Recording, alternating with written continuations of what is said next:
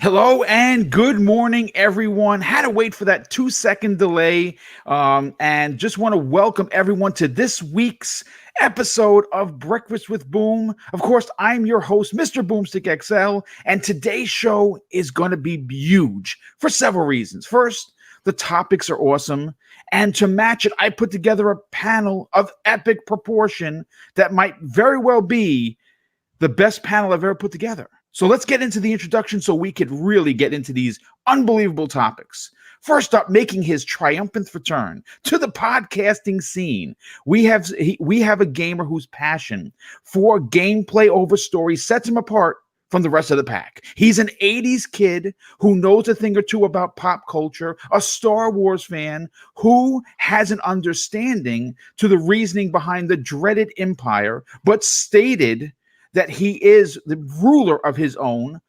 He is, of course, the ruler of that Sesh Empire, a community member not afraid to ruffle someone's feathers. Please welcome back to the show, So Shady. Thanks, Boom. I'm back, rebuilt from the ground up, faster, stronger, smarter, better looking, better smelling. I don't know how it's possible. Better sounding. I'm feeling good, man. It has been way, way too long since I've been away. I'm feeling good to be back. So many games have come out just even last night, for the love of God. News is dropping everywhere. I'm excited to be here. Let's get into it. Yeah, well, it's going to be a great show. Lots of hot topics to get into. Next, I have the extreme pleasure of introducing a real-life superhero on tonight's panel, or today's panel. He's a community member who has, on a multitude of occasions, answered the call for me personally when I needed that last-minute guest. But he's here because we already scheduled this in advance. He's a community member who always is in the chat supporting others. And he is a content creator that might be new to the scene, but someone you should look out for. He's a proud husband and father and grew up on gaming on anything he could get his hands on. Please welcome Dreadpool. Thank you. Good morning. You keep on one-upping yourself with all your intros. And I'm always speechless when you give me such a great intro. First things I would like to preference. Today is my wife's birthday, and I'm still on this show. So that is a great wife, and shame on you. I was going to say the man knows his priorities. Ooh. Yeah. So I want to wish her a happy birthday. But I'm happy to be here. She's actually giving me some space so we can do this show properly and have a fun time today. Well, we're not going to keep you past 12, so you can get back to the festivities. Happy birthday to your wife. Tell her thanks for letting you be here. Do greatly appreciate that. Next, we have the creator of the awesome and outstanding BitCloud Gaming YouTube channel. He's a diehard gamer obsessed with gaming and appreciates the great worlds, characters, and villains he meets in every game he plays. He's the host of the incredible RGT podcast, co-host of the Gamer Couch podcast, and permanent member of Luca's incredible Scumcast on Saturdays whenever she gets around to doing it. Please welcome BitCloud Gaming. Hey, what's going on, guys? Thank you for the introduction. Boom. Beautiful Friday. It is definitely going to be a good day. I hope you guys enjoyed the show, and let's have some fun. Oh yeah, this is gonna be a great show today. Lots of big opinions, lots of newly released games that everyone got a chance, or most of us got a chance to play. We're gonna talk about that in a second. Last and in no way least, we have a returning guest who knows his way around a Lancer and will in fact chainsaw you in half during an amazing PvP match in Gears 5. His Mortal Kombat skills are legendary and will use most gruesome fatalities to destroy his opponents. He's a full-time member of Coffee, Casuals, and Consoles and the outstanding member of the Retro Renegades podcast, hosted by J-Dubs, a.k.a. the Graphic God. Please welcome Crispy Bomb. I don't know about all that chainsaw Boom, but thank you. This is a great time to be a gamer. This is a great week for gaming. Let's get into it.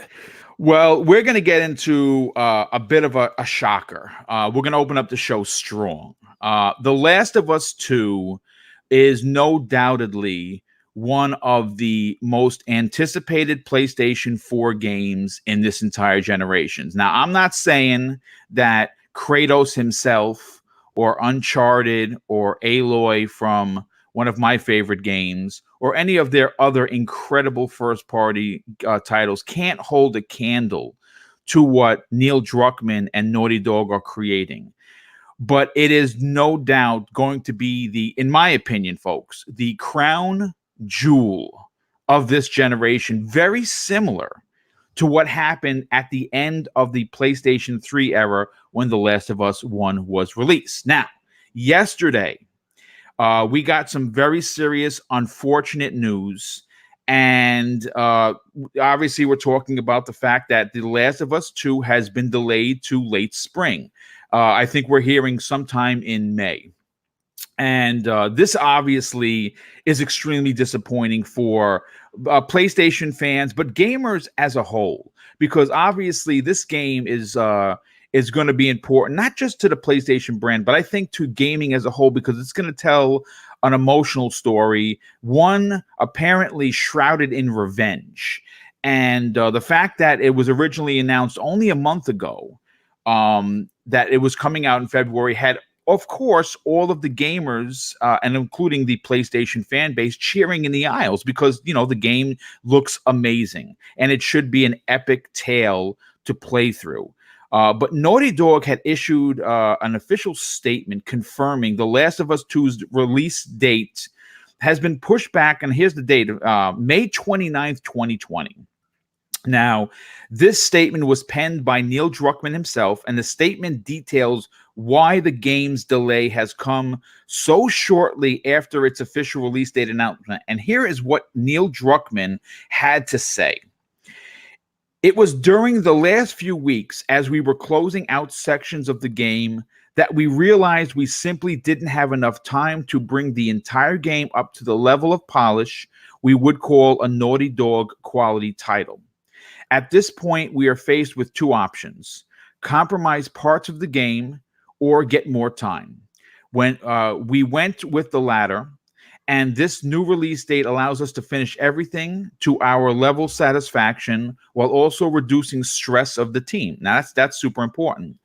The statement goes on to apologize for disappointing fans, but hopes that they understand that the delay will ensure the sequel's quality. Now, before I get to the panel's thoughts on this, The Last of Us 2 delay, I wanted to stress on this morning's show that even though we are all extremely disappointed, I have full faith in Neil Druckmann and his extremely talented team at Naughty Dog that when The Last of Us 2 is released, it will in fact be that crowning jewel that I talked about a few moments ago for the PlayStation 4 and will be well worth the wait. Now, panel, and I'm going to go to So Shady because, of course, this is his first show back, and I know he's been chomping at the bit to get on a podcast, even though he was on Dealer's show a couple of weeks ago.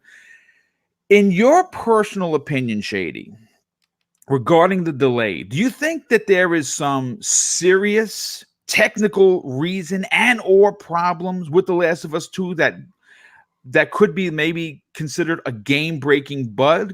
Or do you have another theory?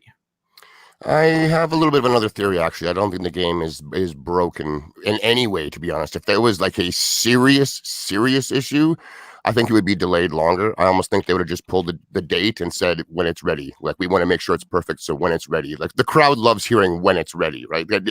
It's just a nice thing to hear. At the same time, it doesn't guarantee anything. But I think it's some small polish issues. And You're botting a little bit, bro. Oh, am I?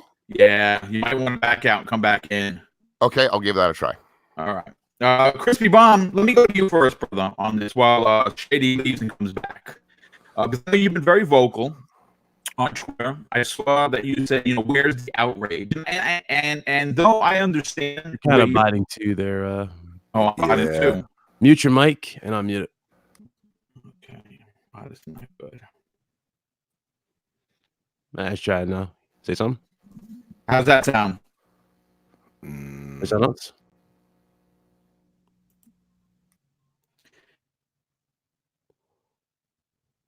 Yeah, it's all nuts. How does that sound, guys? Sound a little better. Sounds a little better. Okay. Yeah, sound a little better. All right. Everyone seems to be botting. This is very disturbing, considering the fact that I've been just praising this new way of doing the show, and it seems to really have taken a dump. All You're right. not on Wi-Fi. You're plugged in, right? Let me try something, gentlemen. Hold on just a second while I try and rectify this shenanigans, if you will. You're not on Wi-Fi, are you? There.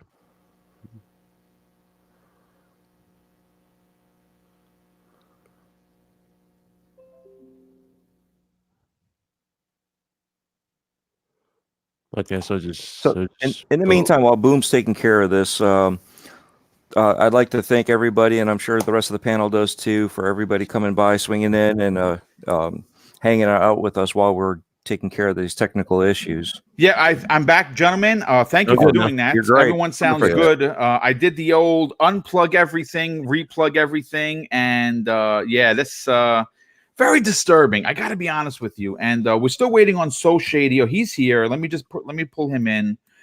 There's So Shady. So Shady, are you back, my brother? I am back. It sounds okay, like we so got listen, that everyone bottom sounds issue like fixed, it's back to normal. Yeah, I did the old trick that worked: unplug everything, replug everything, and pray that it works. And nice. Man, it's graphic so we're god. Talking about, Last yeah, of so Us, let's get into your opinions. I'm sorry, Crispy Bomb. We'll come back around to you. Yeah, of course. Shady, listen. The question very simply was, you know, I have to be honest. The fact that Neil Druckmann is admitting that they came around and were playing through levels that were very disappointing in regards to polish is a big thing. People don't understand how big it is, but you have a different opinion. And I want the crowd. We have almost 70 people watching live, so thank guys for being here. What's your opinion on this? That you think that there may be something a little bit more to this? That's right. Like, and first of all, you know, we were all very disappointed to hear that it was delayed. This game looks absolutely fantastic. On one part, if there is an issue, there's no such thing as a bad delay. I'm sick and tired of games launching, busted up, not finished, need a patch. This doesn't work. That doesn't work. I'm tired of it. They still cost big money. We've been looking forward to these things for years. Get them right before they come out. So if there is an issue, I'm glad that they have taken the time to address that. And I did want to say, when I heard that this game got delayed, as quick as it's been, like, it was just announced when it was going to be revealed. That was a huge event for Sony. The release date of Last of Us 2, right? Yeah, and that was like their event. The release date, tune in. That was only a month ago, and now it's delayed again. I mean, the anti-fanboy in me wanted to lash out on Twitter and let some serious dudes have it, but I didn't. I mean, I'm trying to tone down some of that. It's all jokes at the end of the day, but it was a bummer to hear that it's not coming out. But my theory, honestly, is this isn't the only delay we're getting. Doom got delayed, but I think there was something seriously wrong with that, because that's been delayed like 6 months. Yes. But all of a sudden, everything from Ubisoft has been delayed. It's delay mania all of a sudden. Delay apocalypse, IGN is calling it, I believe. And I think a big chunk of this is some of these games might actually need some polish and some work. But I do think that window after Christmas was way too jam-packed with gigantic AAA titles. It was by far more stacked than this holiday we're in right now. By far, my God, we were getting like a game a week for almost 2 months plus solid. It was next level. Too many. If you had all the money in the world, you don't have the time to play those games. Like, there's only 24 hours a day. So I think a lot of these companies are actually taking advantage of, maybe they can do some polish in the meantime, but they're looking for a better release window where it's not absolutely jam-packed and people are either their wallet is empty or they just don't have the time to enjoy all these games. So I think they're all starting to spread themselves out throughout the year. These companies are realizing that as gamers, we don't have a season. We'll game all year. For the love of God, we don't need to have months of AAA drought. We'll buy the games if they look quality. It doesn't matter what month it is. Make a new month up, for God's sakes. I'll still buy the game in that one. I don't care. So that's my theory, is that it's actually steering itself out of a very, very busy release window and looking to carve out its own time where there's really nothing else around it.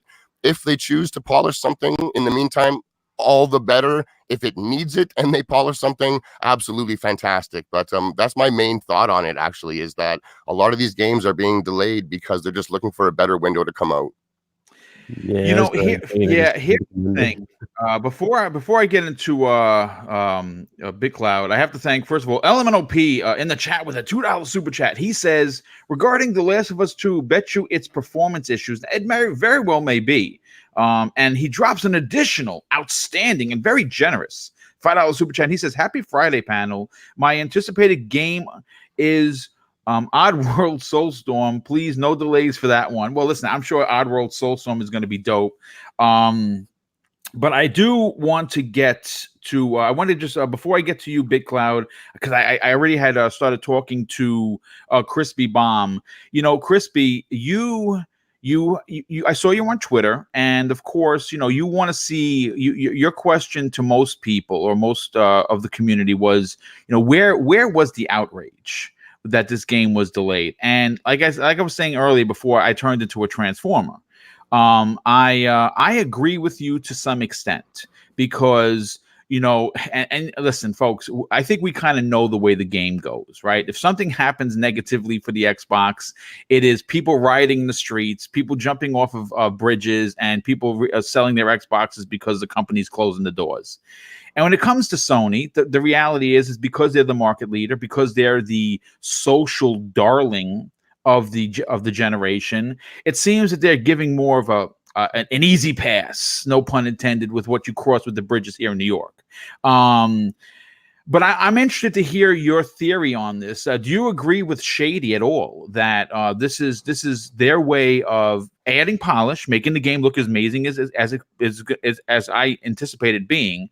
Or do you think there's something a little bit more nefarious, like what he's saying about, well, listen, we don't want to be in the middle of all of this craziness, and we want our own space? What are your thoughts on that, Crispy? Well, I want to clear up something real quick. If there's problems with the game, good for them. I'm sick of seeing games broken. I mean, I feel so bad for the people that bought WWE 2K20. Like, yes, the absolute garbage that 2K put out. They should be ashamed of themselves, and I just want to put it out there. You know what I mean? But in general, the problem I have is that a month ago you didn't know this, and you go and you try to like break down the door of, you know, Gears 5 releasing and everything. And then a month later, you decide that you need 3 more months, not just 1 month, 3 more. Now, in my opinion, that is because I think they're ever so closely inching closer to the PS5 window. And they're realizing that they don't have a game that's really going to blow the doors off to come out with it. So I wouldn't be surprised if they delay it again. And now the window thing, you're right. I mean, you know, that February to March window is stacked. You know what I mean? But it'll be funny if everybody starts moving out of that window and then there's nobody there. That's a great point. That's a great point. But in general, you know, the thing I say is if Gears 5 or even Outer Worlds, or, you know, any of these Xbox, you know, not necessarily exclusives, but Xbox Game Studio games were to do this, people would be going crazy. People would be bashing the heck out of them. Yes. I mean, we are seeing in the news, PlayStation is having trouble financially, and nobody wants to say a word. Okay. Sony is not as large a company as Microsoft. Get it through your thick head. Microsoft has a bunch of other stuff to back up. Game Pass not making money, whatever. I mean, we look at subscription services. We see that they are usually in the red. You know, they're never in the black. So for them to be in the black right now is actually pretty darn good. So we have to realize that, you know, you should be raising your hand saying, hey, Sony, what's going on here? The PR BS needs to stop. We need to get like straight answers, you know, and you know, you gotta get your shit together because you're coming out with a new console.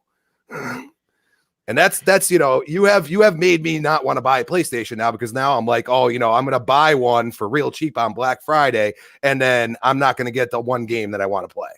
That's the way I'm looking at it. No, that's a great, well, I mean, that's a great point. I mean, listen, I know that they've sold 100 million consoles, but, you know, with every big first party exclusive release, there's no doubt there's a jump in sales. It happens to all the consoles. Now, of course, people are racing to the stores to buy an Xbox. And, I actually don't know why that is, because if you buy an X, everything that's released on it, or it has released, and we're going to get into like two big ones, look and play better on that console. No questions asked. So when a big release comes out, you can expect sales, even if it's just moderate sales. It's going to be people that didn't own the console and bought it for that reason. So the fact that this has been delayed, and you're publicly saying that, oh man, I wanted this game and unfortunately it's been delayed, so now I'm reconsidering my $300 or $400, that's a lost sale now. That's bad business. So at the end of the day, we don't know, but I want to get to BitCloud Gaming on this. And before I do BitCloud, I have to thank Cedric H with the outrageous and very generous $5 super chat. Thanks for being here, Cedric, and thank you for your generosity. BitCloud, what are your thoughts on this delay? Do you agree with the fake outrage or no outrage? And do you think that there's something more nefarious behind this delay? Well, there are a few things that are factoring into this. Now, obviously, the month being packed, that could be one of the main reasons. But I think as well, if you look at the whole 2K games thing with WWE 2K20, I think that scared a lot of not only developers, especially when it comes to consumer outrage, because if you go on Twitter, it is literally still trending when it comes to 2K20. So them actually wanting to avoid that type of backlash with the game is not really far-fetched at this point. It's best you release the game in its best state possible, as opposed to launching it broken and then have course patches. Yeah. And they told you in the fine print too. He even said it. Neil Druckmann. He said that he went in to test the game, and it's not uncommon that this happens because, a lot of people or a lot of developers don't really see glitches, especially when they get to like chapter 3, or they don't see them until like after chapter 3 or 4. So the fact that they went and played through the entire game and then they just started seeing glitches, supposedly, I applaud them for at least trying to fix those and getting those resolved. So that way, when we get it, we have a smooth experience. Because keep in mind, there's no multiplayer. A lot of people are bringing up multiplayer, saying that possibly they'll add multiplayer to this. I doubt the multiplayer will be added at the time this game comes out. That's not likely, in 3 months. It won't. Yeah, that's more likely an afterthought. So I don't think that would be done. But you never really know what multiplayer in these current times, because if I remember correctly, the Last of Us multiplayer for the first one was kind of made like it didn't take them that long to make that multiplayer. It was just kind of tacked on. And a lot of people just started. It was more, I think, it tacked on. Yeah, I guess you can call it that. It was more. It was just moved over from what they used for Uncharted. Yeah. To The Last of Us. Yeah, it was like an old concept, and it just was kind of just like, I guess you can say it was in development. It was like, you know what? Let's just throw this on here, see if people will like it for a little extra playability. It's like, oh, there you go. There's the multiplayer. So. I don't really see nothing else from it in that way. As far as outrage is concerned, I did see outrage. I've seen quite a few videos. People. Okay. You see, I actually did not see that. So I'm glad you're talking about it. What were your thoughts on the videos? Was it the fake outrage? Was it overly upsetting? What were your thoughts on it? I understand people's frustration. Keep in mind, we literally just got the game advertised to us not too long ago. They gave us the release date. They teased us with Joel. They showed everything. It looked amazing. So obviously everybody, was clearing their calendar, so to speak, right, for this game and getting ready for it. So the fact that they said, oh, you got to wait an additional 3 months. Yeah, it is a little upsetting for a lot of us. But like I said before, after the whole 2K20 debacle, I'm okay with it. I'd rather the game launch in the state that it needs to be, rather it be in a broken state and it does not work at all. You know what I'm saying? Look at Call of Duty, for God's sakes. Call of Duty supposedly just now. And keep in mind, a lot of people have been praising this new Call of Duty. I even requested a review copy, and I'm still waiting for the lady. But let me tell you, after everything with this damn game, now I realize why it's taking them so long to reply, because they have a lot of work to do with that game. And it's sad that we still dealing with this with Call of Duty in 2019. It makes no sense that game has not had a successful launch in terms of the game running up to par with our standards since Black Ops 1. Yeah, no, it's I put it this way. I agree with you there. I tried, I played last night. It went live 9 p.m. Eastern Standard Time. Yeah, I'm not sure for everybody else in the world, but I had to play offline. And I don't play the multiplayer, folks. I'm not frauding here. I don't play the multiplayer. It's not my bag. But when I was trying to load into the game, it kept telling me error. After 4 times, it gave me an option to play offline. I'm like, well, I play single player. It sucks for everyone that wants to play multiplayer. And the reality is that there's a good portion of the gaming, people that want to play multiplayer only can give a shit about the single player, whereas I'm the opposite. So it's very disappointing. Yeah. The community is really mixed when it comes to that separation of story and the multiplayer, and that's the thing. It's like they lost the audience, but they're trying their hardest. I saw the gameplay from IGN where it was called the safe house, something like that. You had to go into, which looked great. The game looks great in the single player. It looks absolutely great, but when it comes to that multiplayer, again, that's where the core audience pretty much is, especially when it comes to esports.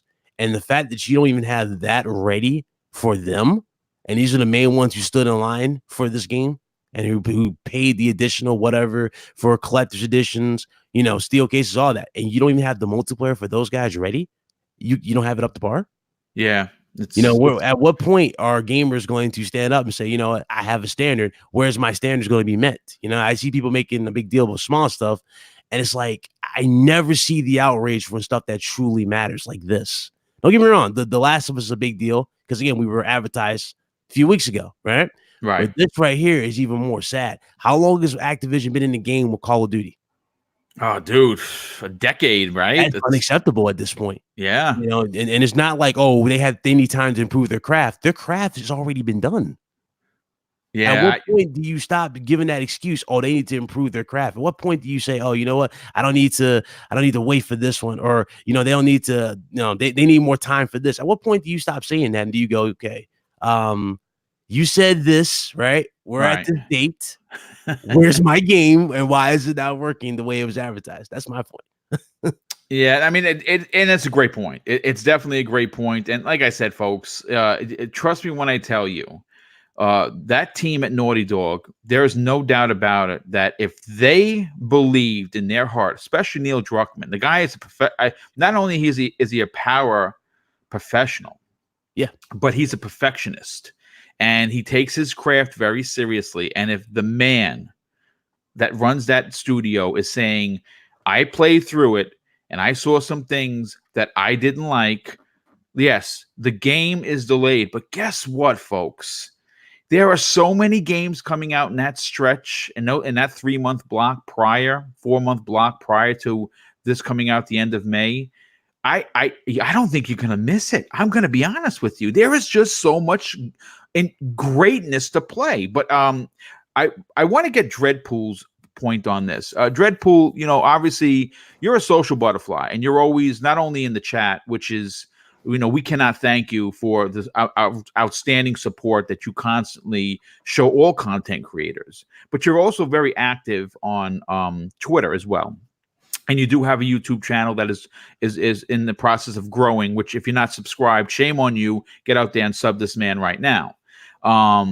What are your thoughts on this delay? Is it a black eye for Sony after them just announcing that the game was coming out? Does this really make what I believe to be one of the strongest PR entities in gaming with Sony? Is this a black eye, and are you personally disappointed with this delay? Well, it's a little bit of everything. The way I'm looking at it, obviously, I look at it, more of a broad spectrum. They should have planned it better before they announced it. If they knew that there was going to be a launch date that they wanted to announce, at least they're doing it well in advance. Obviously, we know that there's a lot of good games coming out right around that same time. There's several other out and pushed back also. So it may be the fact that they're feeling like we're getting flooded in that time frame. It was an open door for everybody to just jump in because nobody had February. I never had nothing for my birthday because there's no games. Now we got a whole bunch of games, so it's like, oh, this is cool. But yet again, maybe it's the flood. They're seeing, okay, well, look, this is the time of season. that there really isn't much in gaming anymore because now we're over it. So there's too much going on. Let's get out of that mix so we can stand alone. Now on the other side, here it is a month later. You're going to say, no, we're going to push it back.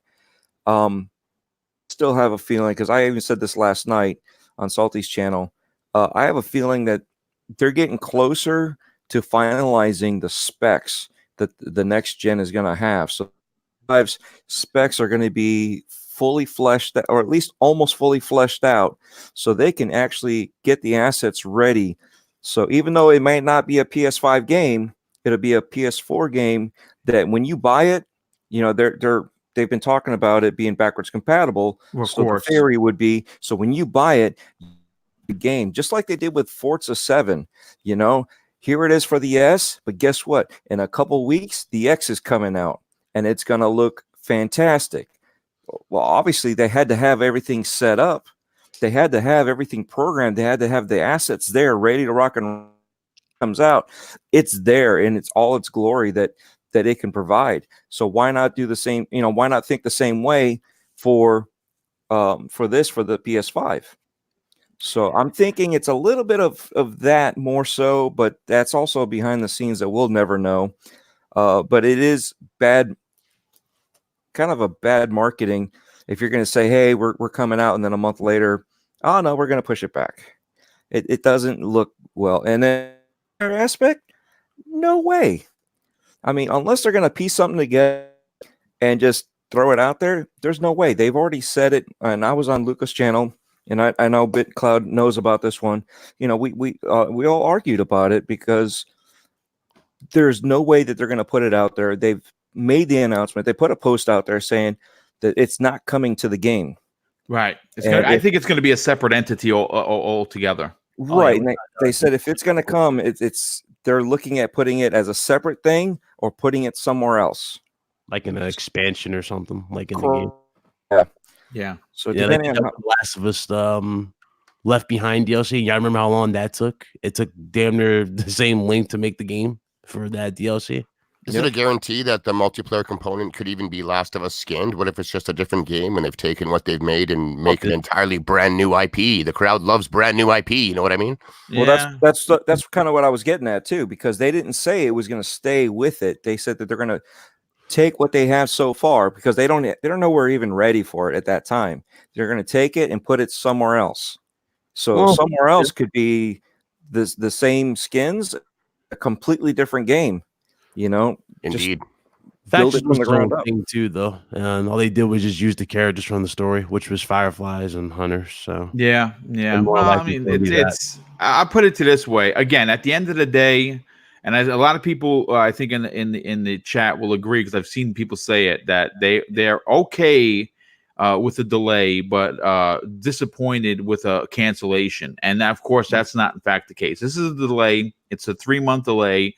It's disappointing, but I think that regardless of whether it actually is that they want to move it out of that very busy block for the beginning of 2020, or in fact they're telling the truth. And I gotta be honest with you. I don't know if I were the director of the developer, I would come out and say, yeah, you know, we found some things wrong with the game. If there were no things wrong with the game, kind of just move it out. Now, I understand that there's reasoning behind it, but I'm more inclined, me personally, to believe Neil Druckmann at his word, simply because they don't put out a bad product, folks, and a delay is going to make sure that this thing is unbelievable. But I want to move on to the next topic. But before I do, first of all, Dream Eater, thanks for being here, dude. And he drops a $5 super chat, and he says, Outer Worlds is better than Fallout 4. Change my mind. I don't think we're going to try and do that, because I would freaking agree. And Sir X-Man, who has been on this show numerous times and always in the chat, drops a very generous $5 super chat. And he says, in this generation, there's only one developer I've seen where the games come out and I don't have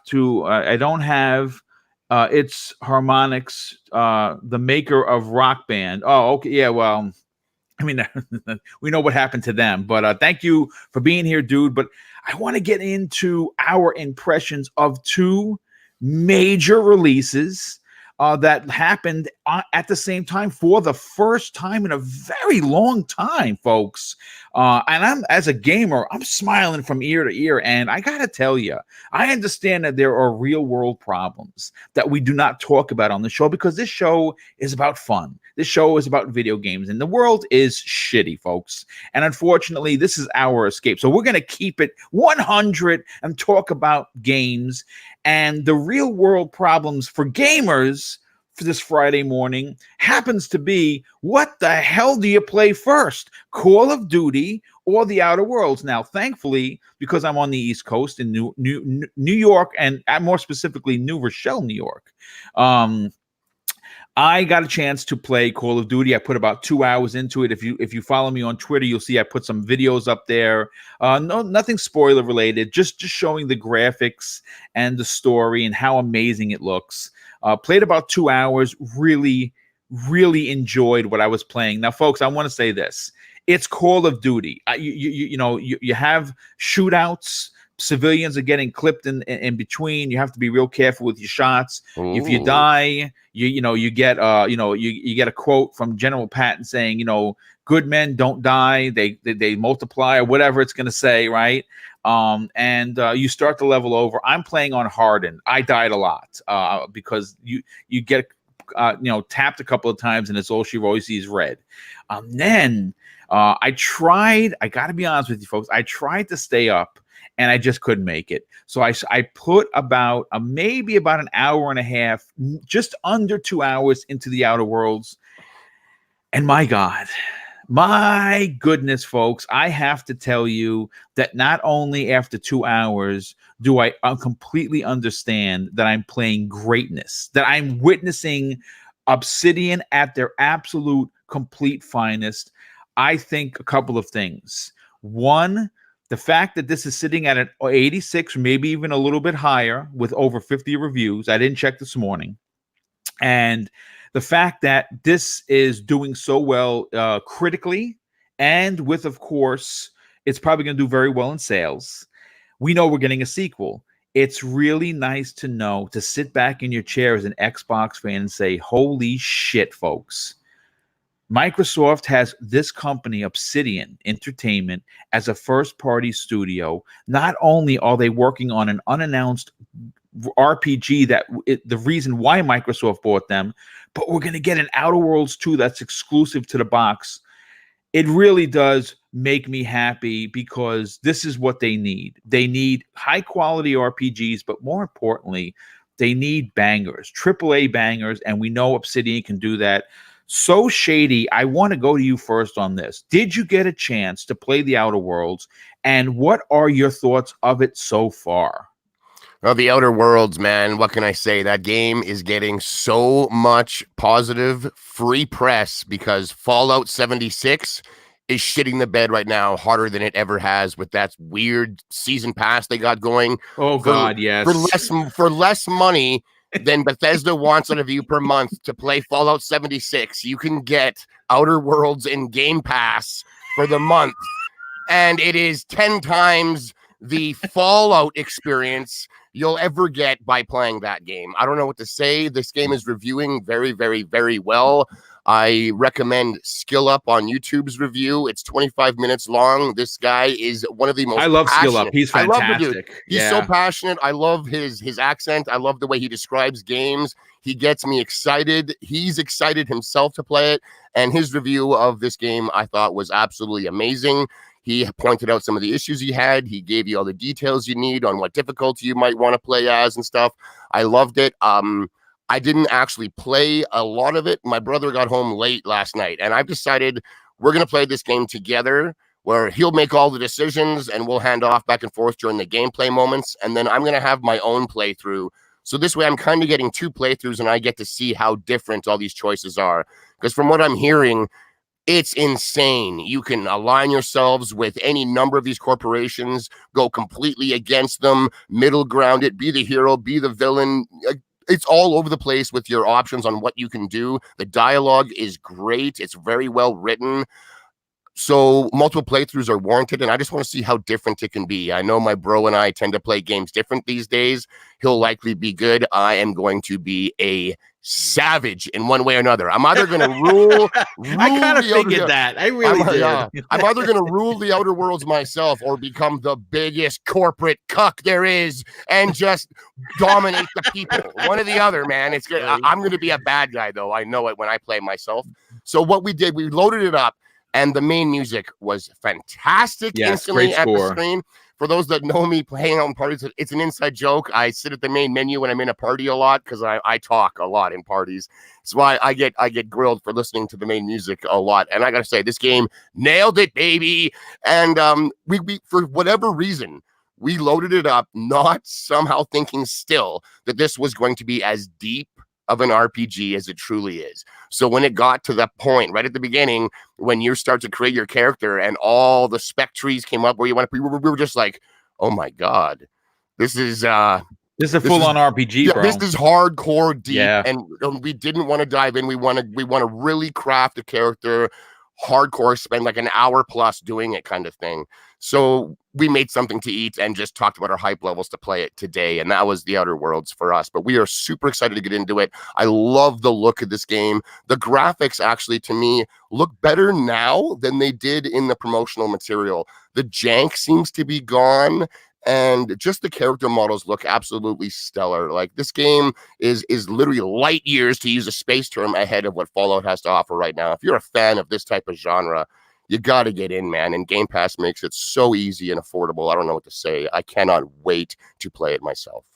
Well, I'm going to say this. First of all, Sir X-Men, who is extremely generous, drops an additional $5 super chat. And he asks a question. Boom.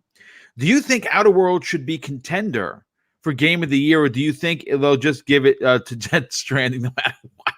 Well, I hope that, listen, I have my doubts on Death Stranding simply because the game it just seems like it's not for me. And I buy folks, understand this. I buy every first party Sony game, and I don't just buy the game. I buy the collector's edition because, quite frankly, no one does it better than Sony. Okay, and I have at least a dozen of them, and I love them. I love them in my collection. This game does nothing for me, so I hope that it's not just given the game. If the game is worthy of it, I say I tip my hat to Kojima and whatever the game is going to be. Don't feel bad, though, Boom. This isn't a first-party title. Sony paid up the money, but Kojima's studio is not Sony studio. It is still third-party. It's a second party, so you can be safe that your record of buying every first-party Sony title is intact, my man. Don't worry about it. You can sleep good, not buying. Well, thank you for the clarification, because I never even actually thought about that. That's right. It's okay. Don't buy FedEx Simulator. You can sleep good tonight. It's all right. I love it. BitCloud Gaming. Listen, the Outer Worlds is a big game. And Sir X-Men asked a question about whether or not it should be in the running for Game of the Year 2019. I got to be honest with you. An 85. Someone actually corrected me, and I appreciate that. They said currently on the Xbox One, it's an 85, which, okay, I missed it by the point, but 85 is a strong title. I mean, that's a strong number, folks. Sure, everyone wants every game to get a 90, and I get it. But 85 on a new IP, which is released on a multitude of consoles and platforms, is a big deal. Have you had a chance to play what some are calling Game of the Year 2019, but more importantly, RPG of the Year? Well, I have it on the rig. I haven't fired it up yet. Okay. All right. No, that's fine. That's perfectly fine. Yeah, I haven't fired it up yet, but there's good things. Obviously the press for this is going to be much higher and better because of the whole Fallout 76 thing. I know you heard of the $100 subscription thing they announced. I don't know what the hell they're thinking with that game, but I guess whatever. I guess that's free advertisement. So I'll have what they're smoking over there. Pass it. Yeah, I don't know what. Not only was the game incomplete, but I mean they were banning people for opening up a door, for God's sakes. So I don't know what to say with them. But the game looks fine. I remember we talked about this last time. Was I gonna try it? So I'm definitely gonna give the game a try. It looks like it's gonna be fun. So I'm looking forward to it so far. As far as like it being Game of the Year, if it does get nominated, you talking about for the game trailers, right? Yeah, I mean, listen. At the end of the day, yeah, that's the one that most people are it's their go to because it's televised. But obviously, we still have all of the the publications, and we have the outlets that are going to be doing their own game of the year. Right. But yeah, it could show up in that Jeff Keighley event, sure. I'll tell you, because if it shows up to Jeff Keighley's event, I mean, let's be real, it's not even going to be fair because Jeff Stranding's going to get it by default because Jeff's in the damn game. So There's a chance for Death Stranding, isn't it? Coming out too late to be even nominated at the Game of the Year. You know what? I'm going to make an exception for this one. He'll mispronounce it as Outer Lands or something. What was that? Do you really think Jeff cares? He's in the game. Oh, it is. Like, I don't think they're going to wait till next year to bring up Death Stranding. It's been 12 months. Everyone's forgot about it and moved on. And they're like, remember Death Stranding? It's Game of the Year. And we're like playing next-gen titles.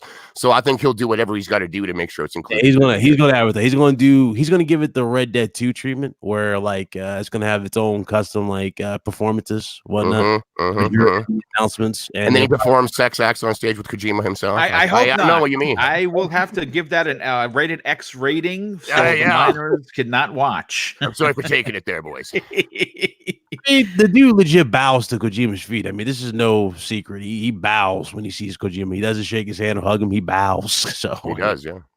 It's it's pretty telling of how that game's going to do. No, but though, Big Cloud, I do have a question for you because Enrique, who is the leader of the amazing Basement Radio Arcade podcast, which I have guested on over a dozen times, and I suggest if you're not following this man, something's wrong with you. Get out there and support them. Yeah, he says, welcome to the PC Master Race, because you're talking about firing up your rig. And obviously, we know Enrique has completely taken all of his consoles, put it in the recycling bin, and went back home and said, F everyone. I'm a PC guy. Yeah, he actually didn't do that. I'm kidding, Enrique. I wouldn't take everything that man says to heart, but shout out to Enrique. I was on the show as well. It's a good show, but I wouldn't take everything he says to heart. He still has that PS4. He ain't get rid of that. He got rid of everything else. So I mean, listen, options, folks. Right? It doesn't matter where you play, as long as you're enjoying it. Like at the end of the day, it's all about enjoyment. And just to kind of further along the point with Outer Worlds, is it a game that you think you're going to sink a significant amount of time into? Is it your cup of tea? I mean, this is an RPG, and I'm still playing Assassin's Creed Odyssey as of right now because okay, that's a great game. So, still got a lot of stuff to do in that game, but usually that's what games are designed for. Is for you to just waste your time, like not necessarily waste your time, but it's meant to spend your time. Yeah. I love exploring. Smell the best part of the game, man. And you're really into those type of games, and those games really excite you. For example, you want to find new stuff, and that's kind of how a lot of people like the wilderness of Red Dead 2. You always find something new. So if you like that particular type of storytelling or just gameplay, then the game should be fine for you if you like that particular genre. But if you don't, if you're looking for like that crazy action-packed type of thing, clearly this is not the game that you're gotta buy.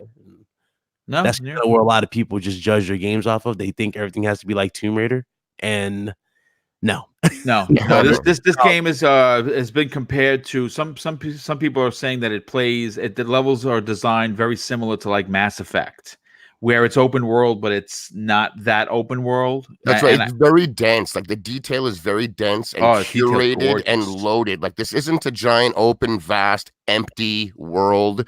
It is enclosed. It is somewhat linear, but every moment, from what I've been told by Skill Up's review again, and I like really do trust this dude a lot. We have very similar tastes. He's just like, it is curated moment to moment and jam-packed with things to look at, things to find. It feels really, really good as opposed to a lot of these other games that are just way too open, too wide, and too empty for a lot of people's tastes. So I like to hear that myself. It's a little bit different of an experience with a Fallout type game. So I think it's going to work out well. And then one more really quick thing. The look of this game, while it looks somewhat real, it does kind of have that neon cartoony almost aesthetic going to it. And like those type of games, they age really, really well. You can come back to this like next gen when we're playing games that are kicking reality down. and it'll still look amazing. Meanwhile, like the God of Wars and the Red Dead 2s that are really pushing for as real as today can get, those games don't look as good instantly compared to the brand new hotness that is also going for as real as possible. The realistic graphics tend to age really quick because new stuff is constantly coming out, whereas games like Mario, that's why Nintendo's IP looks fantastic today, because they're cartoon aesthetic and they just last a long time. It just comes down to how much detail they decide to put in the world. And this game is loaded with detail. It's got a great almost cartoon aesthetic for it, which I think is going to help it age really, really, really well. Yeah, it kind of varies when you think about it. God of War 3 still looks good to this day. It does. That's right. And then with the new God of War, they went with like a very realistic color scheme. Kratos' skin, like everything is as real as it gets. It's still fantasy, of course, but like the trees are trying to look like real trees, and they look insane today. But come back in 3 years when we're playing next-gen games that are also doing as real as possible, and God of War and Red Dead won't look nearly as good instantly because of that aesthetic they chose. And I think that's the difference between like a very artistic aesthetic with like a Borderlands or a Mario or something versus that realism that games try. With the reports of enhanced titles, I don't really see the graphics really taking that big of a hit at all with the. Well, I mean, listen, again, it's why we come back to these games. It's why we have a ridiculous backlog. But getting back to the out of because we're gonna have to bring everyone back around for Call of Duty. Any last thoughts, my friend, that you want to talk about? Demand better, you will get better. Otherwise, you're stuck with trash. Which is that's great. It's true. It is true. I mean, everyone hates microtransactions so much, yet mobile is making more money than anything else because of them. So if you stop buying them, they'll stop stuffing them in our games. It's as simple as that. Demand better, you'll get better. If you don't like something, stop buying it. And really, off with microtransactions too. The Call of Duty one. So. Yeah, well, that's a horse of another color. But I want to go to Dreadpool next on this. But before I do, I have to thank the outstanding community member known as Scrub Nurse, who we're going to get on the show very soon. We're working on the details. He drops a very generous and outrageous $10 super chat. He says, and I like this, hashtag old gamers, hashtag fun, having a LAN party with some of my college friends on Call of Duty. That's awesome. Outer Worlds looks great. Great show. Keep up the good work. Support this channel and panel. Some of the best on YouTube. Well, thank you for saying that. Thank you for being here. But thank you, of course, for the outrageous generosity. And Thanaros, who's also always in the chat, a fantastic community member. He dropped a $5 super chat, which is very generous. And he says, preloaded the game Wednesday, which is what I did also Wednesday night, and was fully installed Thursday night. Game Pass is awesome. Ain't going back to physical. And I completely agree with you there. But I want to get to Dreadpool. Dude, I think it's safe to say you're excited for the Outer Worlds. But more importantly, when you think about, and if you're going to play it on Xbox, and you should because it's the best version of it, it's also in Game Pass, and it makes the value even more even more worthy of your subscription fee that you pay a month, or of course, like me, if you paid up to 2022. What are your thoughts on the Outer Worlds? What are your excitement levels for this possible RPG of the year? Well, let's see. I paid for Outer World a fraction of a penny, seeing that I bought the Ultimate Game Pass with everything. Love it. So, I mean, a fraction of a penny for a game that's possibly going to be nominated for Game of the Year. Awesome. I was anticipating playing by Modern Warfare. I pre-ordered it at GameStop, but being on Salty's channel, I couldn't go get it. Being on this channel, I have to wait for the show to be over with so I can hurry up and run out there. And hopefully my wife doesn't sing too far, for too long. Obviously I wanted to play it last night, and we all know my router crashed. So I'm really jonesing to play this game. I've been playing the Let's Fix the Router game last night until I gave up. Nice. So, yeah. So, I mean, I can't wait to play this. I just have a feeling, so as instead of the Outer Worlds, or was it Outer Lands, he's going to mess it up, because it's just Outer Wilds. Outer Wilds, right?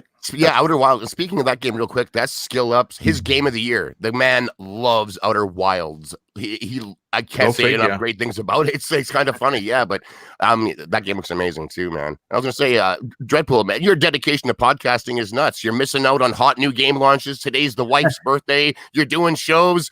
Kudos, dude. You know your priorities. This Yeah, is my well, he is vacation. I'm also on a world tour. secretly a superhero, folks. I kind of want to just stress that he has bailed this podcaster out numerous times with him swooping in like the Superman he is. Well, listen, you know what? We'll. I'm interested to hear once you get your hands on, you start playing it, and your take on it, because this is a game that's going to, if you like RPGs, if you like story, if you like dialogue, if you like weapons and really strong RPG elements, this game is for you, and it's going to suck your life away for at least 50 to 60, maybe even 100 hours. Well, while I was doing all this, I was watching my friend Matty P on Mixer. Nice. He was so I was watching him, and then I was watching Salty playing Modern Warfare. So, going back and forth between, watching each game, and I'm like Jones in here. I'm like, man, I wish I could do this, but I'm still messing with this thing. I finally said, I'm done with this. I'm giving up. I'm going to bed. But I mean, just like the same thing with the servers, if the servers, they're not setting them up right, and these games are coming out faulty, that's the problem, is they need to get these servers up and ready. It seems like nobody had any problems with Outer Worlds. Outer Worlds. Yeah, no, there were none. I started up. There was no problems whatsoever. Yeah, everybody hasn't really said anything about it. Everybody loaded their game perfectly, and I haven't seen anything about it. Everybody's been loving the game. Modern Warfare, the servers have been issues. Yeah, bad, really bad, dude. And that's the problem. Yeah, that shows the reason why a lot of these games are so faulty from the get-go is their servers are crashing. I mean, look at Gears. You couldn't play single player without the server. Yep. Yeah. So, and how opening night, and here we are, we're all trying to play. Well, I can't play multiplayer. I'll just go ahead and go single player. You couldn't even do that. So these companies need to stop polishing the turds and actually fixing the games before they put them out. And it's good to see that Outer Worlds is actually coming out the right way, best foot forward.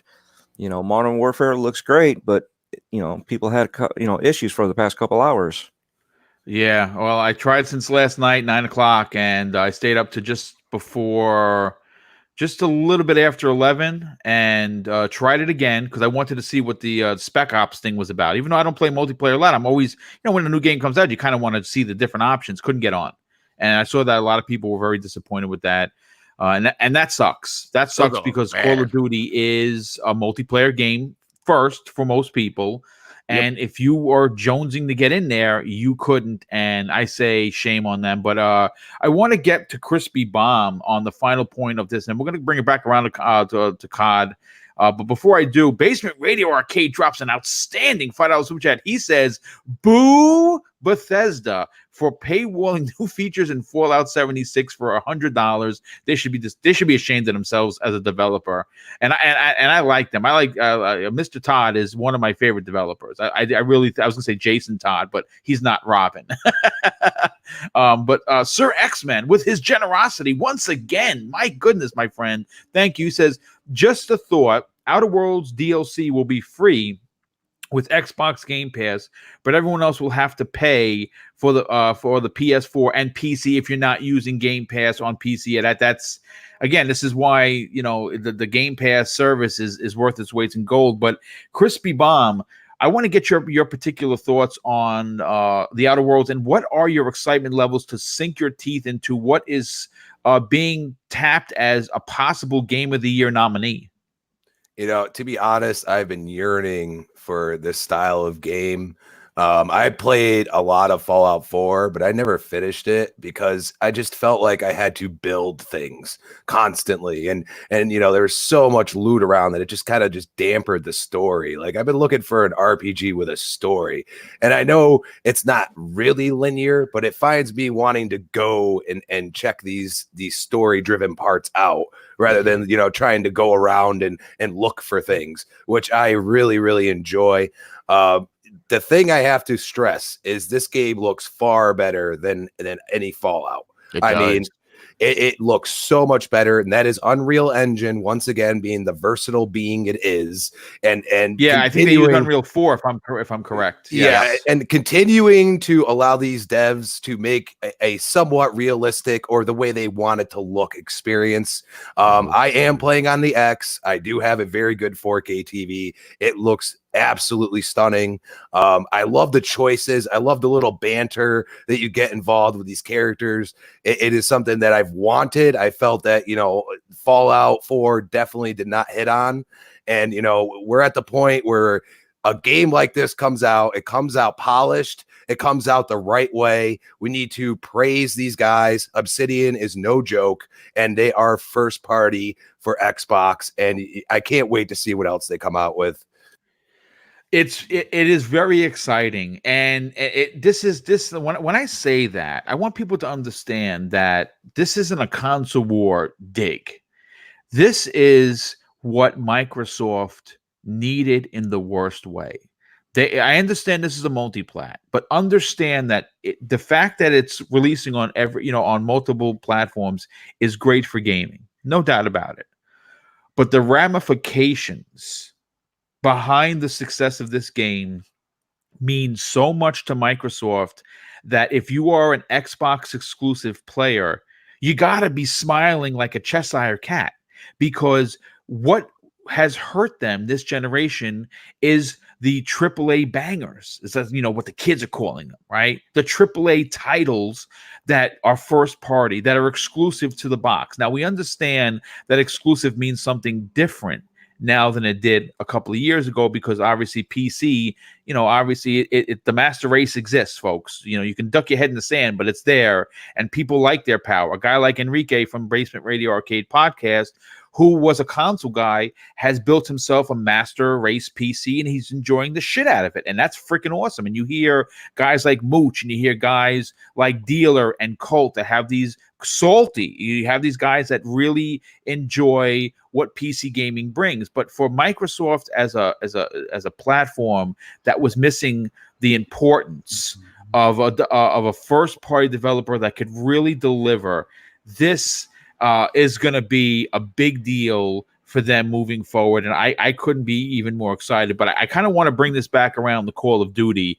Obviously, Infinity Ward dropped it last night at 9 p.m.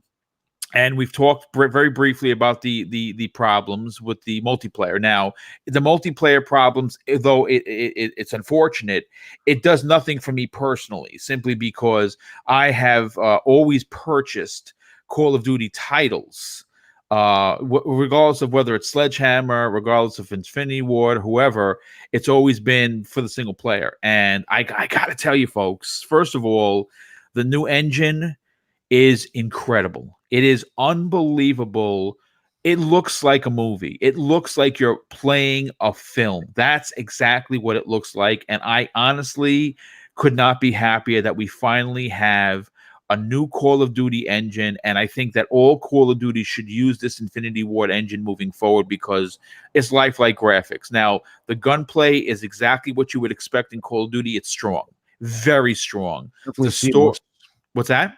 It's seamless with the transitions from scope to yes, yeah, great point. Well, I'm actually gonna hit you up first, if you don't mind, regarding that. And it is a game that, even though I don't like their tactics when it comes to a mode being removed. Now, we've talked about that on several shows before, and I'm not a fan of that. And I'm very disappointed that the people that are going to play multiplayer don't get this survival / mode. This mode might be all they were looking forward to, and now they're forced to buy it on a platform that they may not own or don't normally play on. But I have to, I say F Activision, because they are who they are, right? We knew who they were and how they're going to do business. But I got to applaud Infinity Ward for at least the single player campaign so far. Again, only 2 hours into it, but there's an incident where, obviously everyone knows my background is law enforcement, and everyone knows 9/11, right? Everyone remembers 9/11 and how horrible that was. And to see a particular scenario happen in London where it gave me goosebumps like it is giving me right now, because the graphics are so realistic, and the story that they're telling is so modern, where something like this could logistically happen. It's frightening. It is frightening. And there were a couple of instances where I'm getting smoked and I'm firing blindly, and I hit a couple of civilians, and of course it ended my game. Civilian casualties, and I actually sat back and went, yeah. I'm upset. No. I mean, listen, dude. You can't go around blasting civilians, and I felt really, really bad about that. And I know it's a game, but I also understand that if something like that happened in real life, you are just trying to survive. It is an unbelievable accomplishment. But Big Cloud, I want to get to your opinion on this. Have you had a chance to at least experience the single player campaign, and what are your thoughts on what Infinity Ward has been able to do? Well, like I said before, everything is seamless. So the transition from the scoping and whatnot is very, very seamless. It actually legit looks like you're a legit mobile unit. Yes. Mobile unit. So from their perspective, it looks really authentic, especially with the night vision, which they really improved in this one. It looks really, really good and clear. The fact that they have civilians in here, I do agree, is a little much, but it does add a little bit more realism to it. Because remember, there's a certain civilian in there who has a baby. Yes. And then there's one who goes for a detonator, and you think she's actually not, harmless. And it's like, oh, God. So it does add to that mystery of like, who's really a threat and who's not. So that's good. That's kind of what Call of Duty was back in the day. Remember, they took risks and they really shocked us. They didn't really care as much. For example, if you look at Modern Warfare 2, the infamous terminal scene where they shot the civilians, and literally you were a terrorist. You had to represent one of the terrorists, and you had to shoot the civilians and clear the airport. So they took risks back then. That's good to see them take risks in this particular approach. This is good. But again, story mode aside, that's fine. I'm glad that they're at least trying, it would have feel right for the single player. That's good. As far as them locking content off from people just because they don't own a said console, that is right there is one of the shadiest things I do not like. I didn't even like this for last generation with the 360, where they gave them like the multiplayer maps first. I didn't like that. Like I didn't understand that. It didn't make no sense to me. It should be just for everybody. Again, everybody's paying the same amount for this game. It's not like, they're getting it earlier. They were getting it early, sure, right? That makes sense. I gotcha. Yeah, and what you're saying makes perfect sense. Yeah, if you're getting it early, let's say like a month early, fine, okay, that makes perfect sense. But if the game is coming out for the same console, they have to wait, and they're coming out the same exact day, and one side has to wait because of a deal. That just does not make sense at all. And when you look at the whole situation again, it's kind of like they kind of set everybody up for this. Well, I mean, they set everybody up. It's kind of like people have bred them to this mentality because a lot of people buy into these microtransactions regardless. It doesn't matter if it's a cosmetic skin for a weapon. Notice how those Black Ops 2 crazy skins that moved like hotcakes. They sold like hotcakes, and people bought them. People bought the multiplayer maps, regardless of them being rehashed versions of the same maps, which they continue to do to this day. I can't tell you how many times and how many iterations we have seen in Nuketown that have been literally just shoved in each particular game. Yeah. We've seen them numerous times. It's like the policies won't change because gamers in general just have not changed and have not really risen up to demand better in this particular case. And that right there is kind of the biggest crime about the whole situation. I know a lot of people complain, guys like who do shows like us, we complain, we'll voice our opinions, but it just seems like there's always that one mower Joe in the comment section that leads to more that goes, oh, well, if you don't like it, don't buy it. And it's like, here's the thing, I don't buy it. and then they'll talk in praise and say, oh, it's so great, it does this, that, and the third. And it's like, if it's so good, why are you on the internet defending it instead of playing it? Clearly, great point. Clearly, there's a problem. That's why you're not playing it, but you want to sit here and put on this Superman vest because you want to put on a persona to either gain attraction or build a following. And that's kind of where the cutthroat mentality has been with the Call of Duty fan base. It's sad and it's pathetic, really. Nobody's united like they were with NW2. You know, I remember back in that's NW, true. we all were like, remember how we were all throwing ideas for future games? We're like, man, I can't wait for the futuristic version. We finally got futuristic. It was the best. It was the best version. It was the best time. It was like, well, we finally got futuristic games. Black Ops 2 looks absolutely amazing. After Black Ops 2, the entire fan base, you might as well say, it crumbled within each other. Well, I was talking about Infinite Warfare. That's my favorite campaign, man. I love that space shit. Yeah, but it crumbled within each other in terms of being fractured of what they wanted. You know, it's like people didn't know what they want. Some people said they want the single player. Other people said, oh, they can cut the single player. Remember that? Those conversations? We don't need single player. Yeah, don't do that. And they did it. And guess what? Last year's Black Ops, I didn't buy it. I didn't buy that at all. I refused to buy Black Ops. Where I was like, this is half the content. Now, they would have did something smart, like sell it for $30. I probably would have bought into it. Let me tell you why. Because you took half the content out. So therefore, I would pay half price. That's perfectly fine. But if you're charging me $60 for an incomplete game, completely incomplete, and your big idea of making that money back is to pack it with microtransactions, and you think I'm going to buy into each one of these, especially when they act like slot machines. Remember, this is during the slot machine craze. Yes. Pretty much with the loot boxes. There was, at first, they work at first, right? You start getting stuff that you want. And then it's slowly over time, they tweaked it to where you couldn't get anything. You just wasted money. That's how they got you. And it just, it's hard to really support Activision. It's really hard to support any studio they got underneath their helm because it's like they all have the same. Well, they're slimy. They're a slimy company. And that we know, listen, folks, at the end of the day, we as consumers, as gamers, look at this as just games. And they don't. They look at it as business. And I understand that, but there's a proper way to do business. And there's a way to do business like what Bethesda did with the $100 paywall for Fallout 76, a game that was a failure from the beginning, got better, and just took a dump on itself. So yeah, this mode that, even though it might be small, and actually Shady, I kind of want to go to you next on this because you had a really great point about the percentage of this mode and what it could mean to someone who was only going to play this mode. First of all, before you get into that though, what have been your thoughts on Call of Duty so far? Have you had a chance to play through single player at all? And are you impressed with the new engine?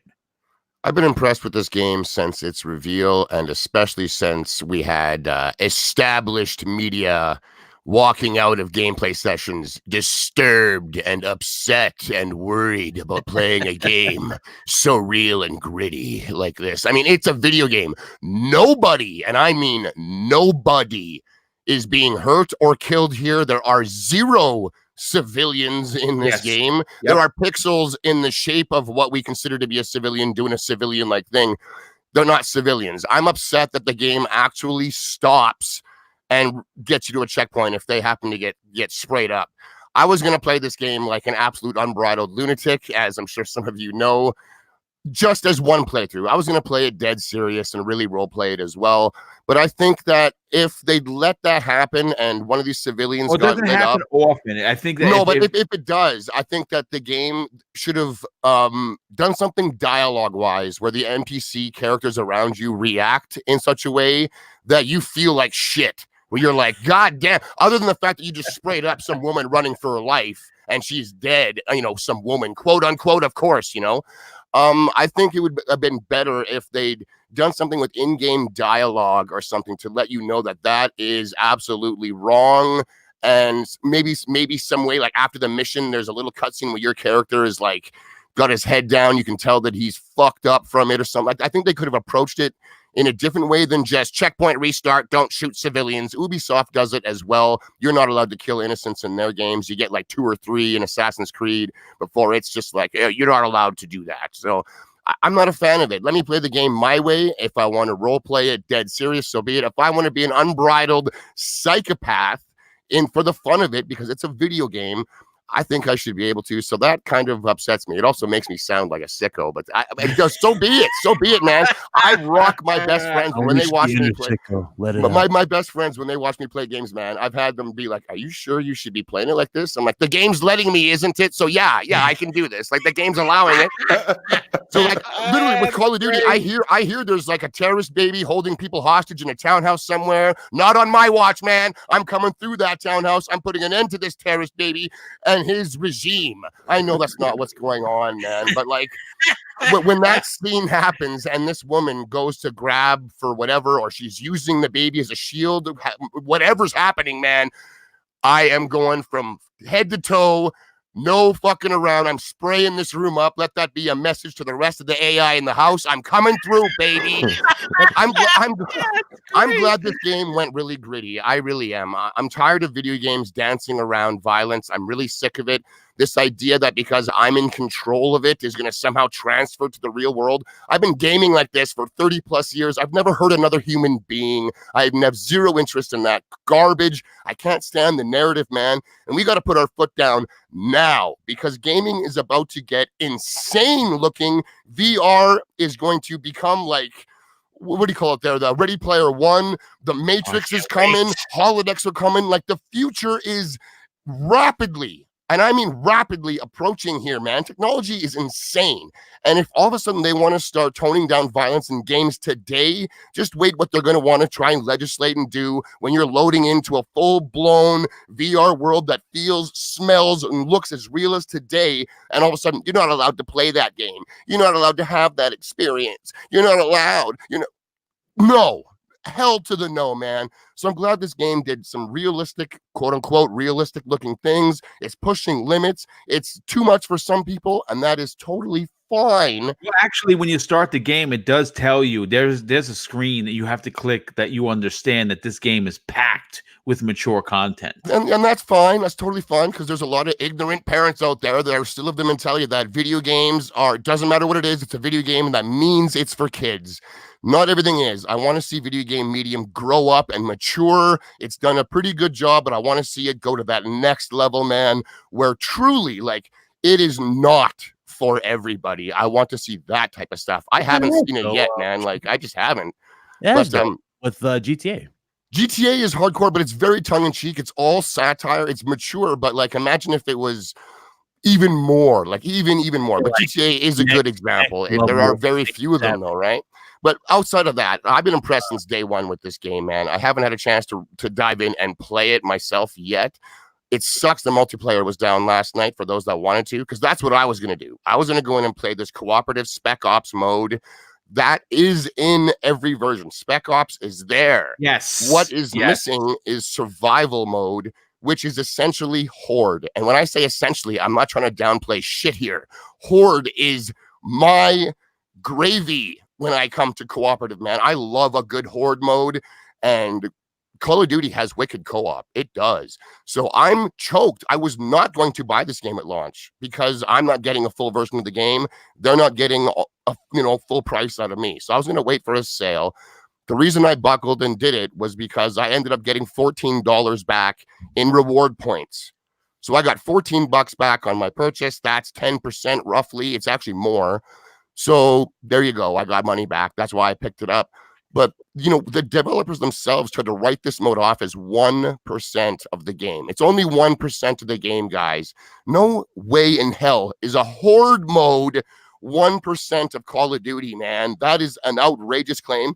I don't think it's even 10%. You can't put an actual quantifiable number on this. For guys like me that sink unlimited hours into a good Horde mode, this is how much for that? 70%, 80%? It could be 100 if that's all I wanted to play.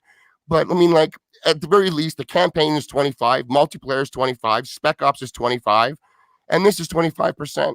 So we missed a quarter chunk of what this game has to offer as a PC or an Xbox user.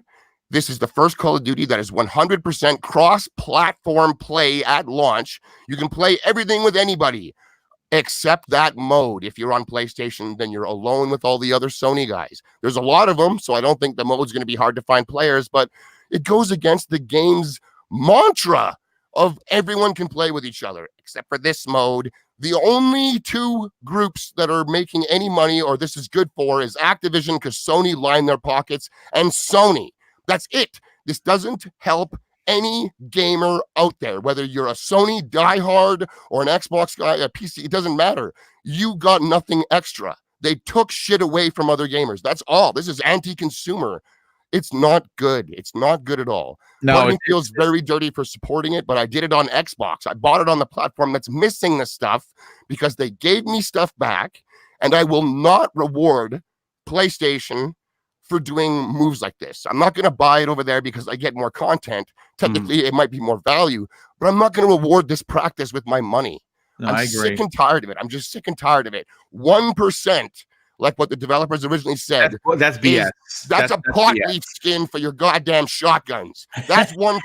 Here's a pot leaf skin, guys, because I know you all love that in Call of Duty. You know, that's 1%. So this is it's a bullshit move. I hope this is the end of this kind of stuff. I know they took a lot of heat. It's not going to happen because of sales. Call of Duty is going to sell millions. It's going to be probably the biggest game this year. It is almost every single year. So they're not going to learn their lesson that way. So light them up on social media and just be like, I bought your game, but fuck you. You know what I'm saying? Sorry for bringing the language, man. But that's okay. We're like, they need to know that we don't like this practice. Whether even like I'm very impressed. This is one of the few times that I'm very impressed with the Sony diehard crowd. Not all of them, but a lot. I've seen them say, I'm a Sony diehard. That's all I play. I hate this practice. I don't like it. I wanted to play with my friend on Xbox or my friend on PC, and they can't. So kudos to them for calling it out, even though they're the ones that are getting all the content. And that's that. I'm hyped for this game still. It looks phenomenal. I was not going to let this corporate bullshittery get in the way of my enjoyment of a game that I've been looking forward to. So saying that, I think it looks fantastic. The servers better be up by the time this podcast is over because I want to get my co-op on. And then after that, I'm taking down that terrorist baby's empire. You know what I'm saying? I'm hyped though. Well, that's a good way to close it out. First of all, I have to thank Victor Alistine with the outstanding $2 super chat. And then, of course, I have to bow my head in thanks to Wilmy Hood, who is his generosity. It seems like it has no limit. Wilmy, thank you. That $50 super chat is unbelievable. And you do it more often than you're given credit for. And that is wow, dude. I mean, like, wow. And he says, I agree, meaning I believe he means he agrees with Shady. Let's bring the pain in our games. And I agree with that as well. And not to be outdone, Sir X-Men, who drops his fourth $5 super chat, which, dude, that is crazy nice of you to talk about the violence in video games.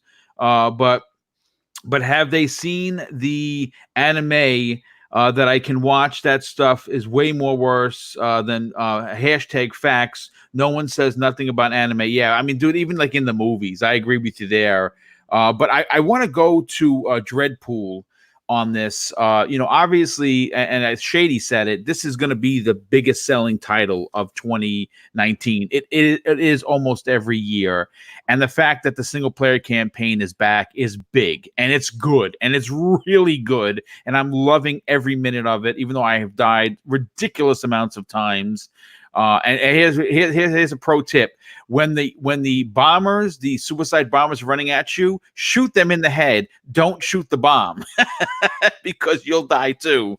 What are your thoughts so far on Modern Warfare? Is it? And I think you said you have to run out and get it. So I know you haven't had a chance to play it, but more importantly, how excited are you to hear the praises that it's getting for its strong single player campaign? I'm gonna preference it with what Shady said. Everything. I agree with him. Okay. But my part of it is, I mean, he stole the show on that part. My input is also they did really good with the engine. Oh, yeah, it's so good, dude. And on it, I mean, when we're playing in the beta mode. Obviously, the servers, we know I have an issue with their servers. Their servers in the beta mode was literally testing that stuff to hopefully fix it for day one. I was playing with Wild Baits, and we kept on getting kicked out, and we have to start a new match, get kicked out, start a new match. That's a pain. Yeah, so that was a pain, playing. You guys didn't even get a chance to get in and play for 3 hours. So it's just a rehash of older maps. I still have a problem with that. give us those maps. Just rehash them, give them out, put them out there. Just be done with them day one. But get us some new ones too. You know, we all love certain maps. Certain people hate certain maps. You know, but you already have the basis of that map. Tweak it out. I mean, Halo did the same thing. You know, they rehashed their maps, but they would always alter it so it wasn't exactly the same. So you had to learn new tactics. You know, so they need to do stuff like that. And this is where we need to speak up. You know, vote with our wallet. Yes. Go to Twitter. We need to speak up and say, hey, look, this is a problem. You know, your game's, you know, I want to play your game, but I can't. Or, you know, this mode sucks because of this. You know, this sucks. Why? Why does it suck? You know, be constructive with what you're saying. Out a mode from the game, and only, you know, well, like you said, PlayStation players are wanting to play with us, but they can only play with themselves with the Horde mode. Well, we want to play. Why are we paying the same amount of money? Black Ops, what was it? 4. You know, no campaign. Yeah, that's why I didn't buy it. I didn't buy it either. I tried it out on a free day. I played one match and say, yep, no, I'm done with it. You know, it played smooth. I've always been a Call of Duty campaign person. You know, the multiplayer was always an add-on, you know, and then slowly but surely over the years, it's progressed to be the other half of the game. You get one half which is campaign, the other half is your multiplayer. So when you get done playing the campaign, if you're a campaign kind of guy, then you would go to multiplayer. You know, it would give you something to the way I looked at it, because I always play on the veteran difficulty, and I would always, you know, get stuck somewhere until I beat it. But you know what? I felt great because I was able to beat it, and I was able to learn these weapons better when I would go into multiplayer. Because a lot of times I go into multiplayer and they're like, "Oh, what weapon do you have?" I'm like, "I got this." Oh no, man! Don't bother with that one. That thing's been nerfed. What? Yeah. Yeah. What do you mean? We just got this. Yeah, it's been nerfed. Don't worry about it. Go with this weapon here. And I'm like, I can't even find it yet. I have to like progress with these weapons so I can unlock other weapons so I can get to that one. How did you? Well, I've been playing this nonstop since, you know, day one. Well, so have I, but I've been playing campaign. You see? So there's that back and forth that if you only play multiplayer, you advance really good, but you also know certain things, whereas, you know, you're playing campaign, you know certain other things. So it kind of, you got to be well-rounded with a lot of these games. And unfortunately, when you get in late on the games, you don't know what's going on. You this one, I like this one, and you find out that everybody's a bullet sponge with this weapon. What's the point of even having it? You know, and now you got to find another weapon that you have to build up to get to it. You know, and then on top of that, like we said, servers crashing. These issues that are, to me, that's like one of the biggest issues that we have right now. Everything is relying on games as a service. I like games as a service, don't get me wrong, but we should be able to set up our own servers if we want to. We should. Well, they should have with the kind of traffic that comes through, that they should have dedicated servers. Right. Yeah, they need to take it more serious. If it has to be online, online needs to work. Like, let's do that. Exactly. Don't put out a broken game. If online's going to work, put it out there. Enough servers. Exactly. Yep. No, that's good. Isn't that why we had beta? We were beta testing everything. They had it opened up for, you know, certain people, and then everybody else. Beta is just a new word for demo and selling material. It's advertising these days, right? But they're supposed to be using it as a tool to prepare and fix. Yes. Yeah. Ideally, so you have a complete game. I mean, every game is going to have a problem. I mean, how many Nintendo cartridges came out that were not 100% perfect? There was always one little glitch, but most of the times you never saw the glitch because you were never there, unless you purposely found out about it and you were like, "Oh, cool, let's try this thing out. Let's see what happens." You know, I heard this thing here, this map. We do this little thing with our sword, and boom, we're like somewhere else. No. Much simpler games. Every time now, to argue that though, like, they're much simpler. Now now we fall through levels. If you let a tank land on you, you go to the bottom of the level, and you're picking people off, and nobody can do anything about it because you're underneath the level. Yeah, well, I mean, there's no doubt that what you're saying is unfortunate, especially for the community, the very large and vocal community that is, of course, Call of Duty multiplayer. And it's a shame, and they need to do better. And we're going to continue with this, and just closing out the topic. I want to get to Crispy real quick because we are already at the 90-minute mark. This show has flown by, and we do have quite a few to get to before we get on out of here. Crispy, what are your thoughts on the Call of Duty servers being broken or down? And have you had a chance to experience the single player campaign and the new engine that Infinity Ward has built for this very, very strong story related title? Well, to be honest, and most people probably know this, Call of Duty is not my bag, man. Okay, no, that's good. It's not my thing. I was intrigued, with the new engine and everything, seeing some of the clips and everything else. It made me say, hey, maybe I should buy this one. Because, I mean, I did play the older ones, I think I played up to Black Ops 1. And, it's just first person shooter is not my big thing. But, when the world looks like that, I'm like, But then Activision, once again, does these crazy practices of, a mode on one single system or microtransactions that make you have an advantage. These are all things that I just can't support. And it's just nope. On top of it, you can't release the game. The servers don't even work at all. I know, Gears I have to go back to. Yeah, they had a lot of problems, but I did eventually get them.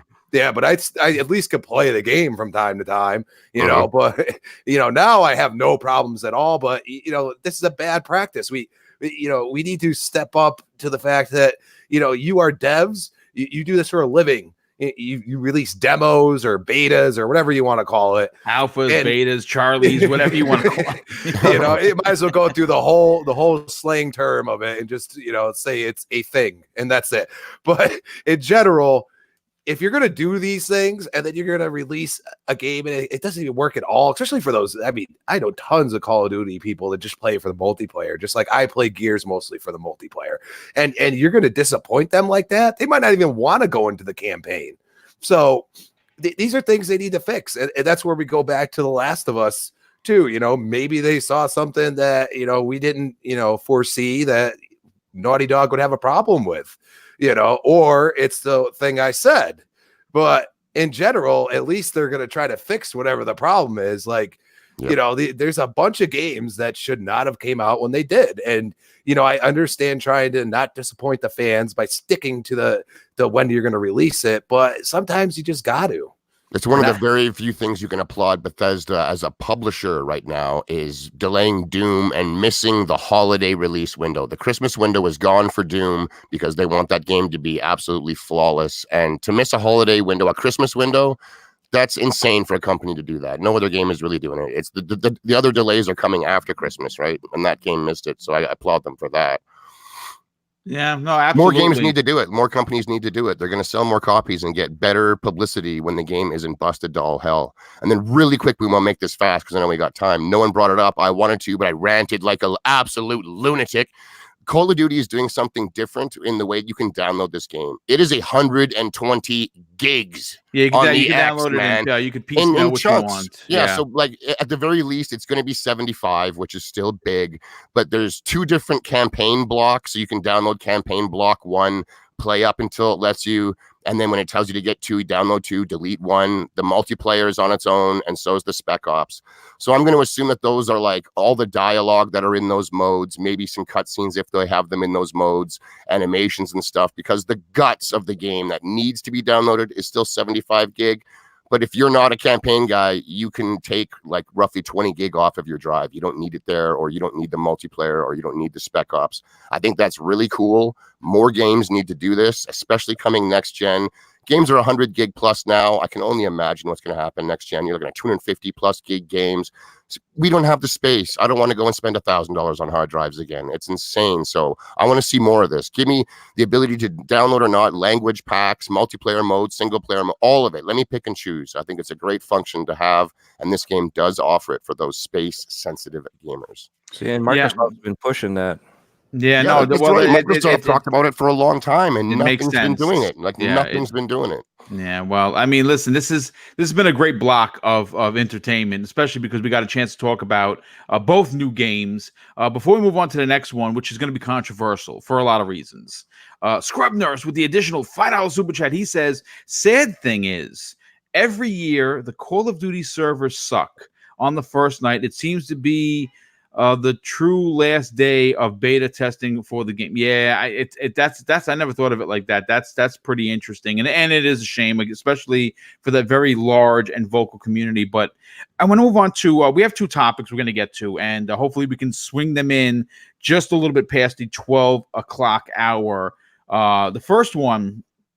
And I understand this is a gaming podcast, but with that said, I felt almost compelled to make this a topic for today's show.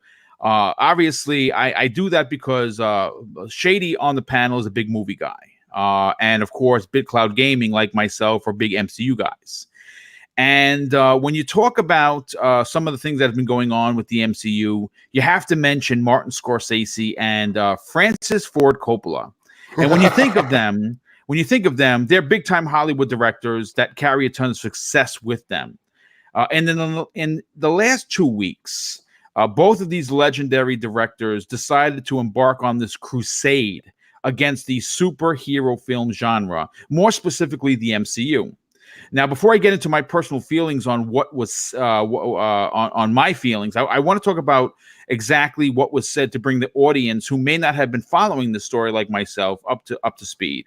Here was the first quote, or shot across the bow if you're taking notes by Scorsese. He says regarding MCU films, more specifically, "I don't see them. I try to, but it's not. But that's not cinema." And Scorsese told Empire magazine while he was being interviewed, "Honestly, the closest I can think of them, as well made as they are, with actors doing the best that they can under the circumstances, is their theme parks. It isn't cinema. It isn't the cinema of human beings trying to convey emotional, psychological experiences to another human being, which is bullshit. Sorry." Yeah. Then he doubles down on the attack with Marvel films in this comment. And he says again, "It's not cinema. It's something else." And he said this during a press conference, totally separate from this particular first attack. "We shouldn't be invaded by it.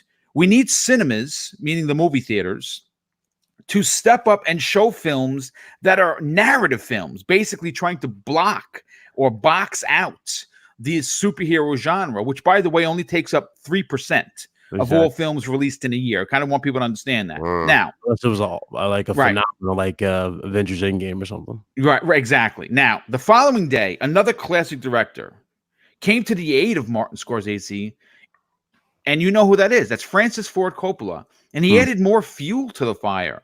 Now the fire is completely burning out of control. And he had some very harsh words, in my opinion. And I think that he overstepped his boundaries of having an opinion to downright taking a huge dump on the film community responsible for bringing us these epic comic book brought to life films, which each MCU release title. When Martin Scorsese says that Marvel pictures are not cinema, he's right, because we expect to learn something from cinema. We expect to gain something, some enlightenment, some knowledge, some inspiration. He continued the verbal assault with, "I don't know that anyone gets anything out of seeing the same film over and over again." Martin was kind when he said it's not cinema. He didn't say it's despicable, which is what I say. Now, hold Damage control. hold the phone here, okay? Listen, folks, I got to tell you, I'm not old as either of these directors, and I have no Academy Awards. I have no film experience. I don't know shit, but I am a fan, and I got to tell you that I understand, and I'm very quick to come to someone's defense when they want to generate an opinion, because everyone that comes to this show is entitled to theirs. Everyone listening, everyone that donates, everyone that listens to this on the replay, you're all entitled to your opinion. what these two directors did is go beyond just having an opinion.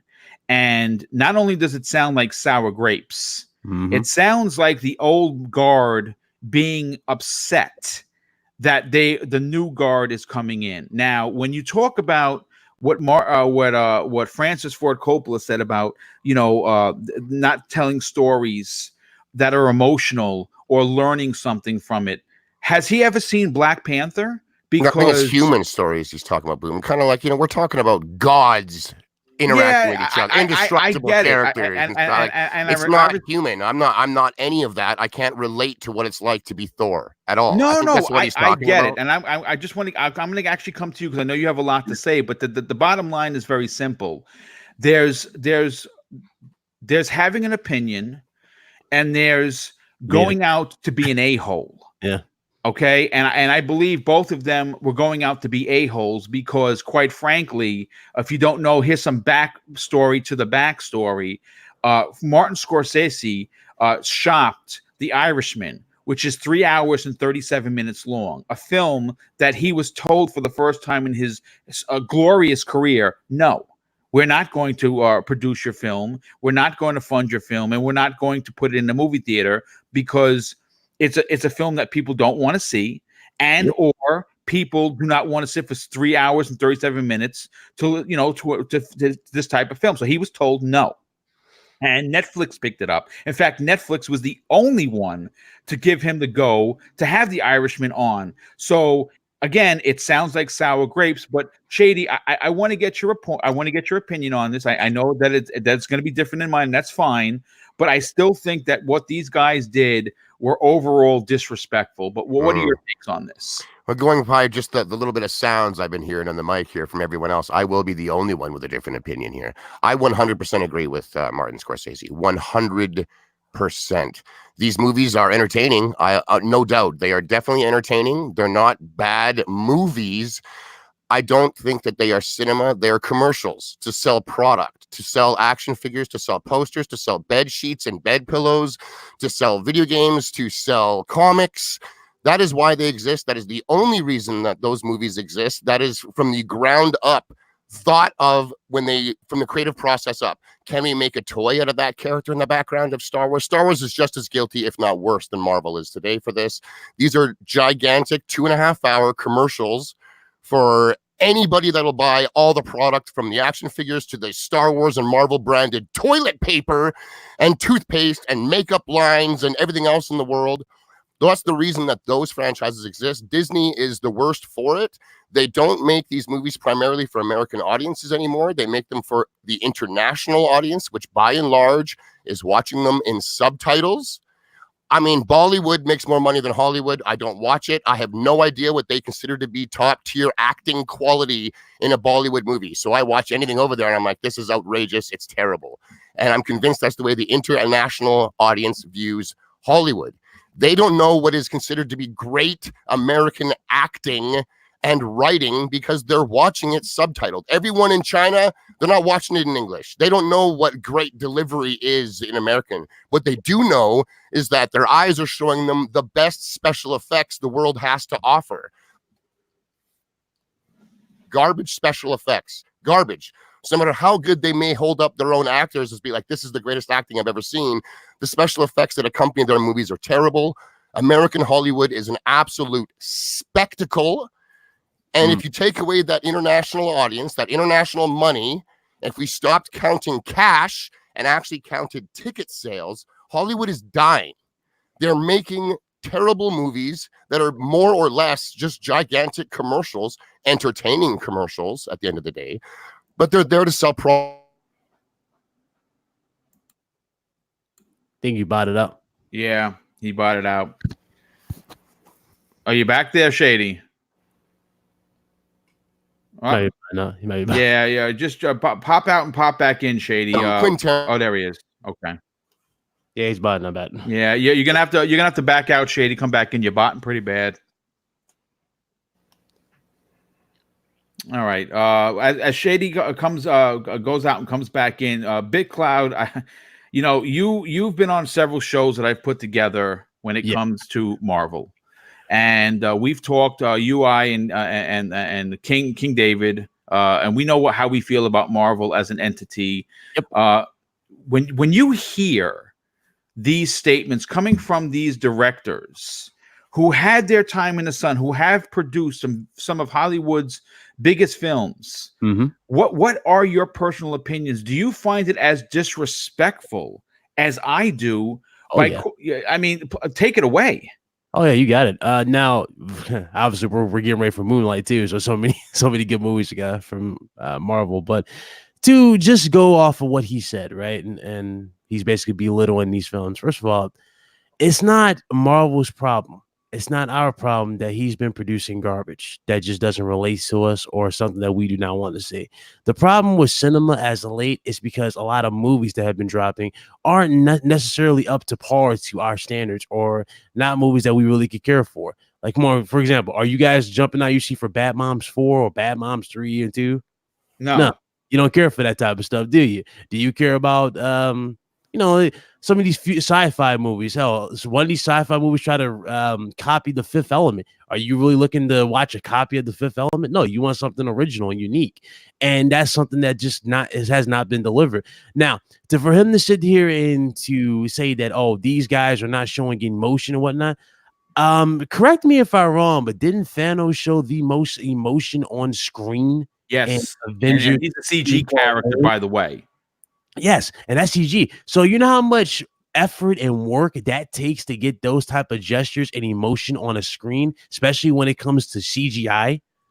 That takes a lot out of the actor. And Josh Brolin killed that role as Thanos. He did. He was amazing. Like, I understand people are hyped for Phase 4, but let's be realistic here. It's going to take a big, and I mean a big type of villain to replace Thanos. Thanos was that amazing for that saga. And even though we lost half the cast pretty much, still, you know, those movies are going to stick with you. Another movie that completely shuts his claim together, right? Now he's saying that they're like these big, budgeted arts, right? Okay. Last time I checked, Joker was pretty much grounded, was it not? Yes. And it was absolutely phenomenal. That was all improv, pretty much, from an actor. And that right there has people talking about Oscar-worthy. Sure. Absolutely. It's totally different than the rest of Marvel. I really don't think they're talking about that Joker movie. They're talking about literally the Marvel-verse. Like, that's their focus. I don't know when I cut out, boys. I apologize. I'm not going to hijack it again and go on a rant, but sorry for that. No, we'll come back. We'll come back around to you. We'll definitely come back around because I want to hear your point. Your point is important to me.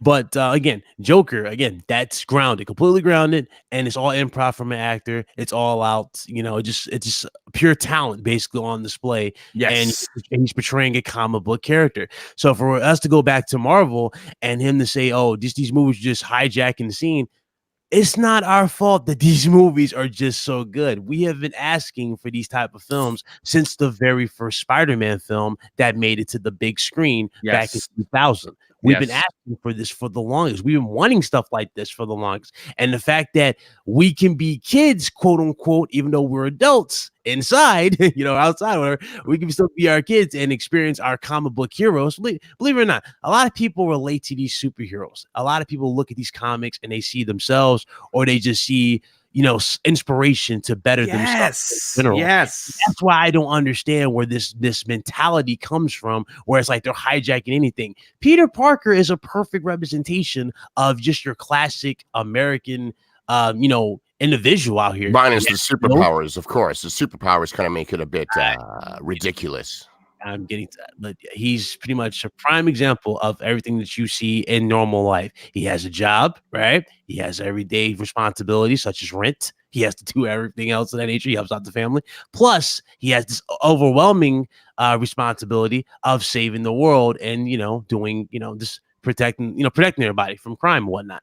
So for him to just go out on this rant and just basically just belittle these type of characters and this art, so to speak, is insane. It's absurd, and it all it does scream to me is jealousy. Yeah, it does.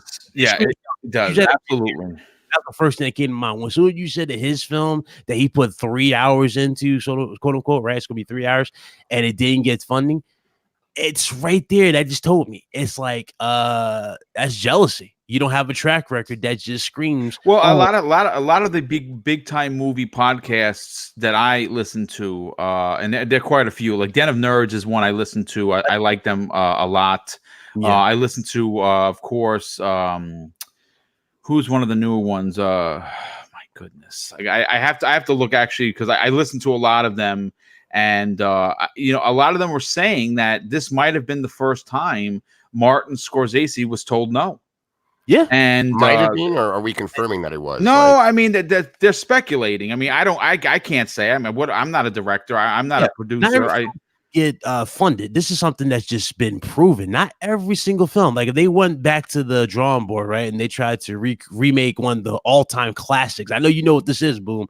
Face Off. Yes. The remake Face Off. You and I both know, realistically, if they try to do it in today's time, they have to be realistic, right? You can't Yes. do 2 different blood types and put 2 different blood, 2 different face off. It ain't gonna work. The body's gonna reject the face, so that's not gonna work.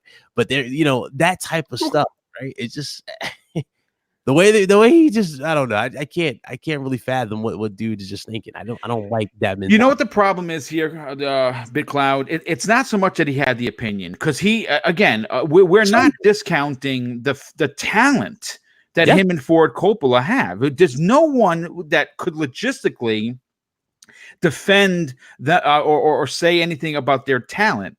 But again, there comes a point where you can give your opinion, but then they don't. They're like a dog that doesn't want to let go of the bone.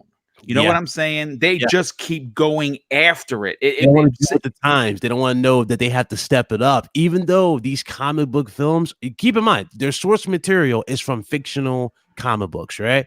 They're still stepping it up with each iteration of those series. Yes, that is correct. Has been drastically improved when you look at Far From Home. You know what I'm saying? Yes. All these things are improving. You just see different techniques. You see better storytelling. And that's something that we need in today's cinema. Better storytelling. And that's just what you're not getting as much. Look at Black Panther. Black Panther has become just an icon. It was insane, and a lot of people, believe it or not, didn't even know who Black Panther was. Yes, that's a great point. A lot of people didn't know who Thanos was until Ryan Coogler. You have to understand, Ryan Coogler has made a lot of very, very, very great films. Yes. Okay, but what he did, his vision for the Black Panther, nobody was expecting Wakanda. Took us to a place. Yes, he made Wakanda feel real. Right, like the different tribes and the outside of the city, and the way that technology was brought to almost realistic use. It was a telling and trying story between 2 brothers that most people did not know about. And I'm not talking about Black Panther himself. I'm talking about his father and his brother. We learned a great deal of what happened between them. This was a story within a story within a story. Don't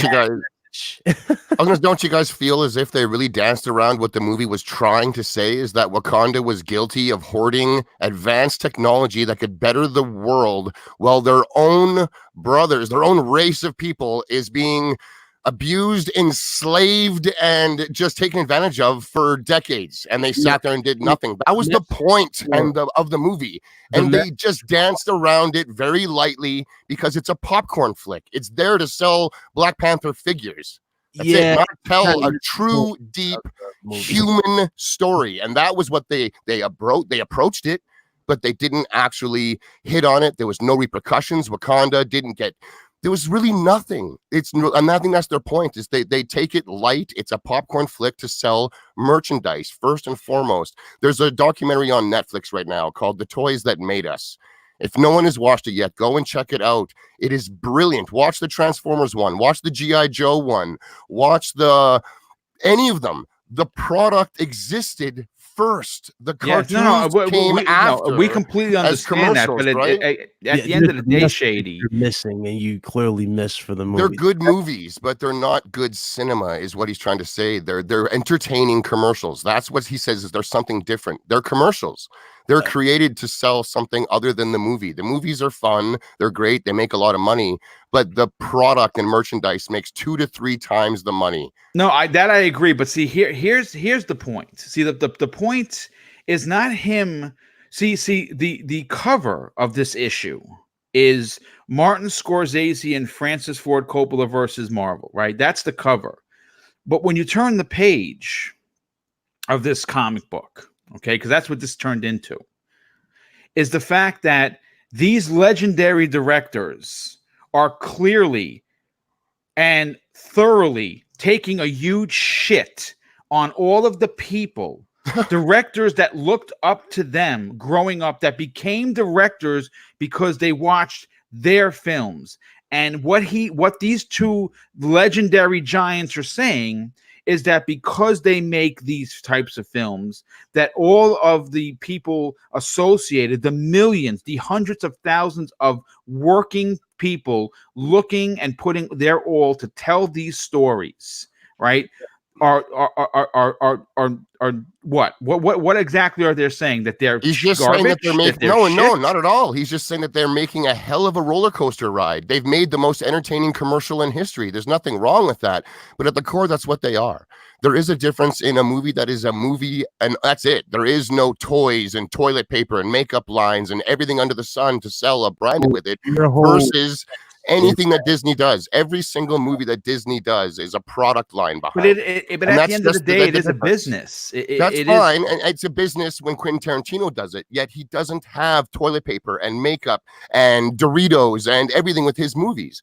He's there to make money as well. Obviously, that's not what I'm saying. Is he's not there to hawk merchandise left and right. He's not there to get me to go to a theme park, literally a theme park, and ride on Disney rides or experience Star Wars. That's not his goal. His goal is to tell his story first and as best as he can and make as much money as he can in the process of just that movie. So as much as people think that Martin Scorsese is shitting on these guys and stuff, he's not. He's just saying this is a different type of movie than what he made and what a lot of people, myself included, would like to see. I would like to see more movies that actually have me thinking hardcore at the end. And not, I don't mean thinking of like Marvel stuff. Like, yes, it's tear-jerking when Iron Man dies and stuff. We love these characters they've been around for 50 plus years, 60, 70 years. But I mean, when you said, Boom, that this has become a comic book war between these guys, when you turn the page, the comic side of things is presenting their argument via little word bubbles and one sentences, where Martin Scorsese and company are writing heavily detailed novel explanations as to why they feel the way they do. Yeah, but their way of writing their way of writing and telling a story, even though it may be relevant to some, has come and gone. Only if you're measuring success by just dollars made. No, I'm not. Popularity. I'm Obviously, not. Marvel is getting the tickets in there. It's selling stuff. People are showing up. It's making bank. But it doesn't mean that that's the only. I think at the end of the day, Shady, that's why these two legendary directors are coming out of their face. It's simply because of jealousy and the fact that they cannot keep up with Hollywood the way it is. And quite frankly, and I've heard numerous people say this, the only reason why Hollywood is staying afloat is because of these big popcorn movies. Because otherwise, they're the only reason why people are coming out to the theaters. No one's coming out to see The Irishman for 3.5 hours. And that's because the international audience doesn't want to watch a slow, non-bombastic movie subtitled. They're not into American stories. They're into American bombastic superheroes blasting through buildings with the greatest special effects. So literally, Hollywood is saved by the international audience. They are saved by it. China is bailing out bad movie after bad movie. Look at Venom. Look at World of Warcraft. They're entertaining flicks, but they're not great. And they did not make money over here. They made money over there with a totally different audience that didn't even watch it in English. So who cares what the writing? Who cares about the delivery and the dialogue and the acting? They're not seeing it for that. They're watching it for the special effects and the comic characters and stuff like that, the bombast, the advertising. That's it. These are great commercials. They're fantastic, entertaining movies.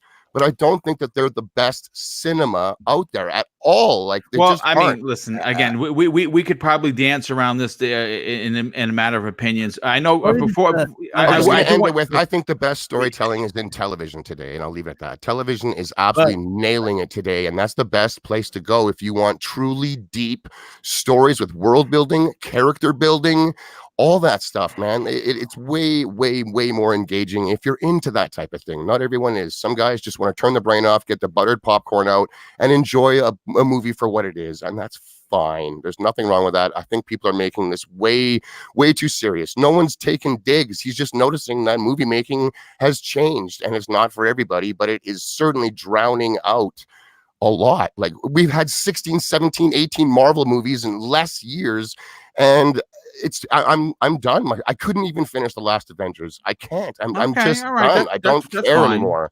Well, real quick, Big Claus, I know you want to get in here, and you're going to finish your point. I want you to finish your point strong, but I do want to just add, we have to reiterate the fact that 3% of 100, meaning 97% of any year, is films exactly what Martin Scorsese and Francis Ford Coppola are talking about. Exactly. So let's understand that. But go ahead, Big Cloud. Yeah, and again, back to what Bobby said there. Again, it's not our problem that these producers are not putting out quality movies. That's their vision. They're just not putting out stuff that's resonating with us.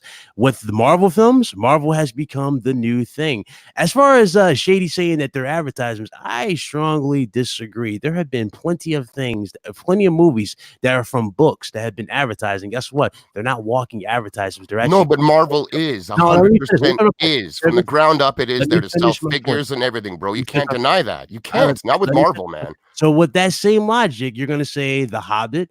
You're gonna say no, I'm not. I'm saying Marvel. No. Let me finish. You're gonna say The Hobbit. I'm not. You're putting words in my mouth. You can't finish. If you're going to put words in my mouth, I will not let you finish. I'm saying Marvel is my point because you're gonna be respectful. Now, there are tons of books that these movies are based off of that have advertisement out the wazoo, whether it be through action figures, board games, etc. That does not change the message of the film. Black Panther is not about just being an advertisement or a commercial. It was about sending a message that we as individuals can actually help one another do better in real world stuff. Yeah. Mm-hmm.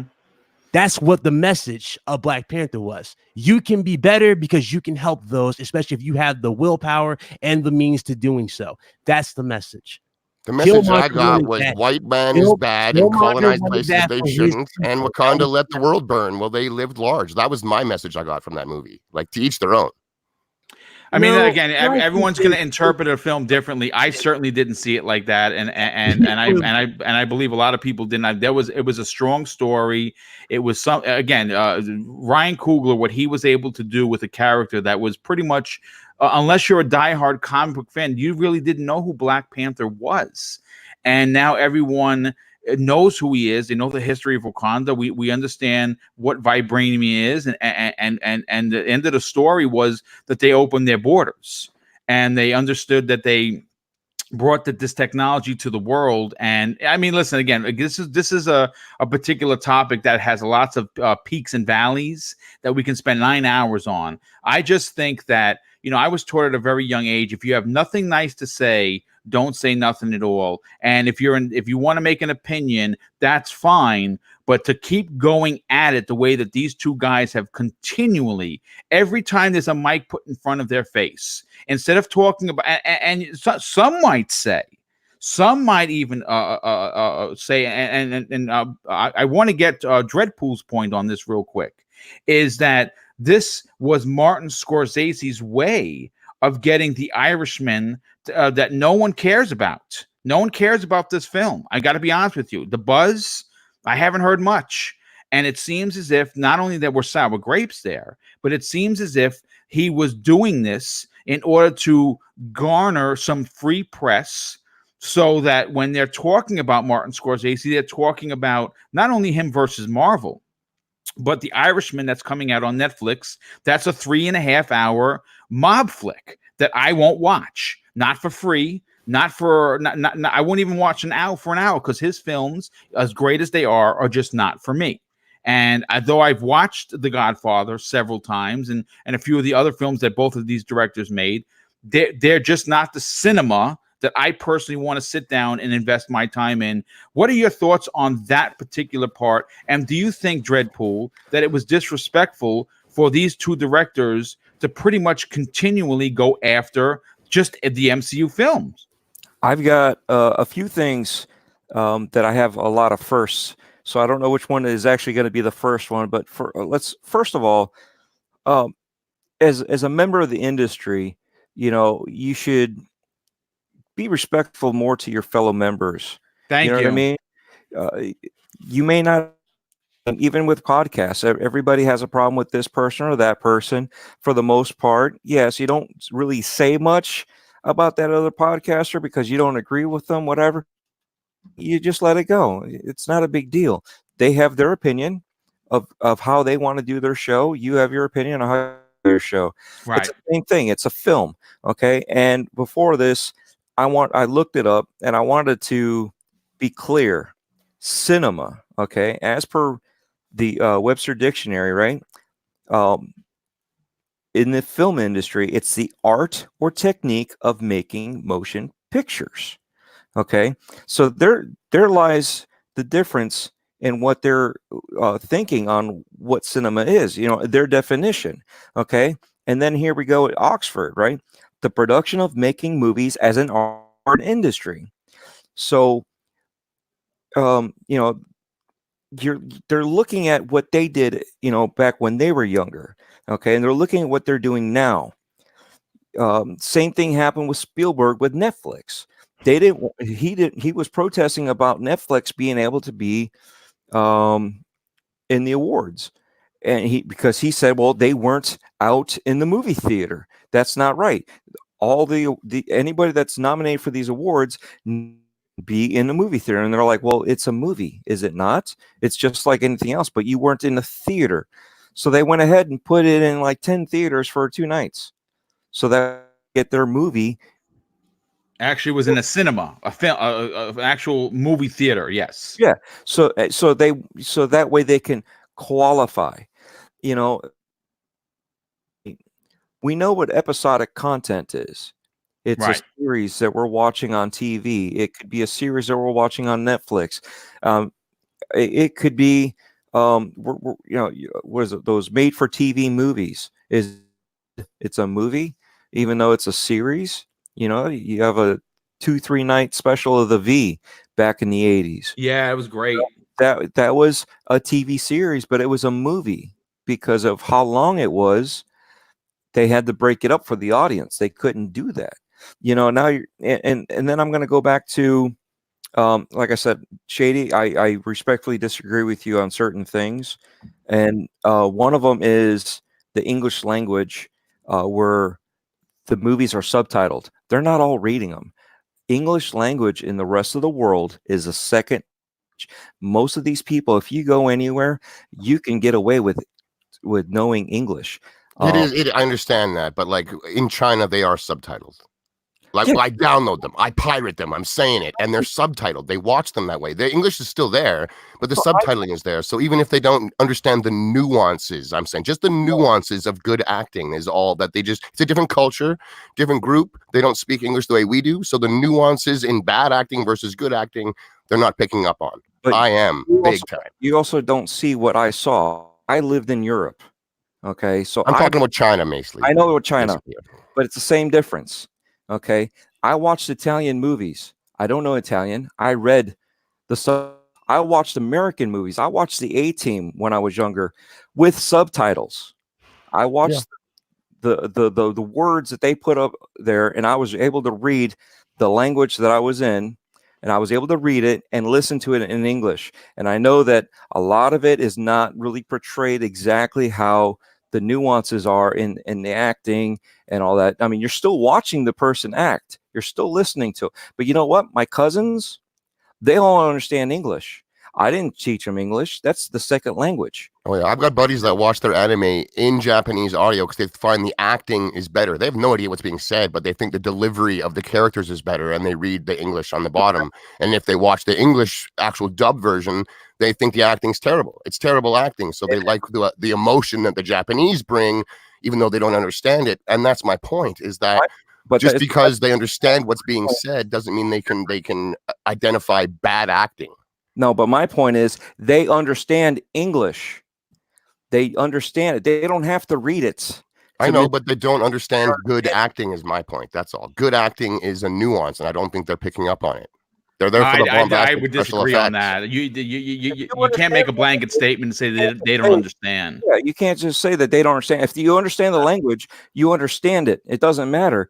I mean, if I'm not saying they're confused. I'm just saying the delivery of a bad line to me might not be so bad over there because they're just like, I understood what he said, and that's that. I understood what he said too, but I thought the delivery was garbage. No, I would disagree heavily on that because that's putting everybody under an umbrella because they're watching an American movie at a different country. I would absolutely disagree. Like I said, with when that. I'm watching a Bollywood movie, I can understand what they're saying because of the subtitles. I get it, but I don't know if what's happening on screen is good or bad because their style of movie and acting and what's considered good or bad in that culture is different than mine. And it's the same with China and us and other cultures and us. But is it good to you when you watch it in Bollywood movie that's in English and they're speaking English and you're watching it? Is it good to you? I could say it's fantastic, but then if I talk to like someone from India, they could be like, "Bro, that's a joke of a movie. It's terrible. It's actually considered really bad acting." And I was like, "Oh, I didn't know. I had a good time." So that's what it's individual. Anyone can enjoy a Marvel movie, but by and large, they are pretty. They're light. They're easy. They're cookie cutter. A factory. I would disagree with that. They're telling deep, unique stories. That I mean, here's the thing. I mean, this could be taken to the fact that, well, what would you consider a book? Is the Lord of the Rings book any more of a book than the Secret Wars graphic novel? No, it's certainly not. It's a book. I would say the storytelling is better. The arc could be fantastic in both, but comics can have an amazing arc, but they're still telling a story in word bubbles, 3 sentences at a time. I don't think for kids. It's light. It's light material. It's popcorn eating enjoyment at its best, I think. I mean, listen, that's what's great about the panel. Everyone's entitled to their opinion. No, exactly. No one's arguing here. Like we just agree that we're all buddies, man. There's no hard feelings like, oh, I'm gonna none of that, man. Everyone can disagree and enjoy whatever they like. That's the beauty of this world and options. Yes. Well, Dreadful, do me a favor. Just close out your point, so we can get. Because I'm interested to hear what you have to say. But basically, English is a second language in the rest of the world. It's not a big deal on that aspect because you can actually absorb what people are listening to. The other thing is when it comes to movies, you have Twister, you have Fast and Furious, you have Ghostbusters, you have King Kong. Guess what? Didn't he say that they belong in theme parks? Are all in Universal Studios theme parks. Those are all roller coaster rides, experiences. Yep. Everything. You had the old King Kong, and then you have a new one that they just remade not too long ago. Yes. Ghostbusters used to be in a certain section, and then they remade it to Twister, and then now they've taken it out. They put the new Fast and Furious in what used to be Earthquake. Okay, these were all movie experiences. So for these guys to say, "Oh, this is just a theme park movie," it's not really a movie is wrong. I mean, I agree 100%. What they think, because they are also the ones that started. They were part of the pack with Spielberg and Lucas and all that. They would sit there and look at each other's films and going, "Oh, I got to make my film even better than this guy's because he came out with a masterpiece." When they first came up, were nothing. People didn't know nothing. What did this kid know? I mean, Spielberg, literally a kid. What does this kid know? And he was putting out movie after movie, and people were like, "Holy cow, look at this!" I mean, they were competing for quality movies, though, not who can sell more merchandise and make more ticket sales. That's today's cinema. Who sells more merch and makes more ticket sales, not who made the best movie. Ghostbusters wasn't toys. King It Kong. was, of course it was, but it didn't start as toys first, and then a movie came after, and that's what Marvel and Star Wars I'm really going to be honest is. with you. Slow mo backslap has been really vocal in the chat, and shamefully enough, I hadn't had a chance to get into what he said. You would be great on the show today. One of his original points was really interesting about about the when someone is writing a film, when one of these screenwriters are writing a film, they don't give a shit about the toy sales. They're looking to make to write a great story, and he's 1,000% right. And he also drops another tidbit of very excellent information. The Lord of the Rings trilogy made 2.9 billion with a B in 3 movies, and sold even more merchandising with the toys, costumes, etc. Are those not cinema? And see, this comes to the point where Not the best. Why didn't the Eagles come in and end the movie in 10 minutes? Fly me to the end, or drop the ring in, it's over. Movie's done. It's because it's kind of poor storytelling. Because it's popular. I don't think so. Doesn't Those are make it great. fantastic books, dude. No, I would. They're entertaining movies. I love them, dude. But why didn't the Eagles come in, fly him to the end, and just end it? It's over. Like there's too much of that in Lord of the Rings because it's easy writing. It's just easy. In between. Well, you could say that with any movie. You could just a lot of times you can rip up a lot of movies, and that's fine. But like, there's just a different type of movie. There's movies for kids. There's movies for adults. Now we have superhero popcorn flicks, and there's also think pieces. He's saying, "Where's the think pieces?" That's all. And I take my daughter. We go somewhere. We have an adventure. There's a lot of things that happen along the way before we get to point B, and then we turn around and come back, and there's another adventure right there. So when we come back to tell my wife, "Hey, look at this," we didn't just say, "Oh, yeah, we just dropped this off and then came back." No, you know what? We went over here, we experienced it when we talked to this person. There was this issue that popped up. You can make the most out of everything in life if you like, of course. Of course. Right. Like I don't think that they're really shitting on anything. They're just saying, what about the think pieces? I don't know, man. This is different, and it's drowning everything else sour out. grapes. I see the old guard understanding that their time in the sun is done. Nah. Look at Quentin Tarantino. He released a movie this last year that was a big success. It didn't make $1 billion, but it was a big success. He's happy with it. The movie's great. It's critically acclaimed. I cannot wait to see it. That movie will be 10 times any Marvel movie when it comes to its storytelling, its ability to make you have an emotional resonance with these characters. I mean, great scope as art is knee high older, and I couldn't. But real quick, Dreadpool, anything else on your final thoughts on this? No, I just think that, like you said, sour grapes. No. That's I agree with you. They're fellow members in their field. I mean, you can be critical about certain things. Like I said before, we can tear it apart and piece it together, but you need to be a little bit more thoughtful in your critique.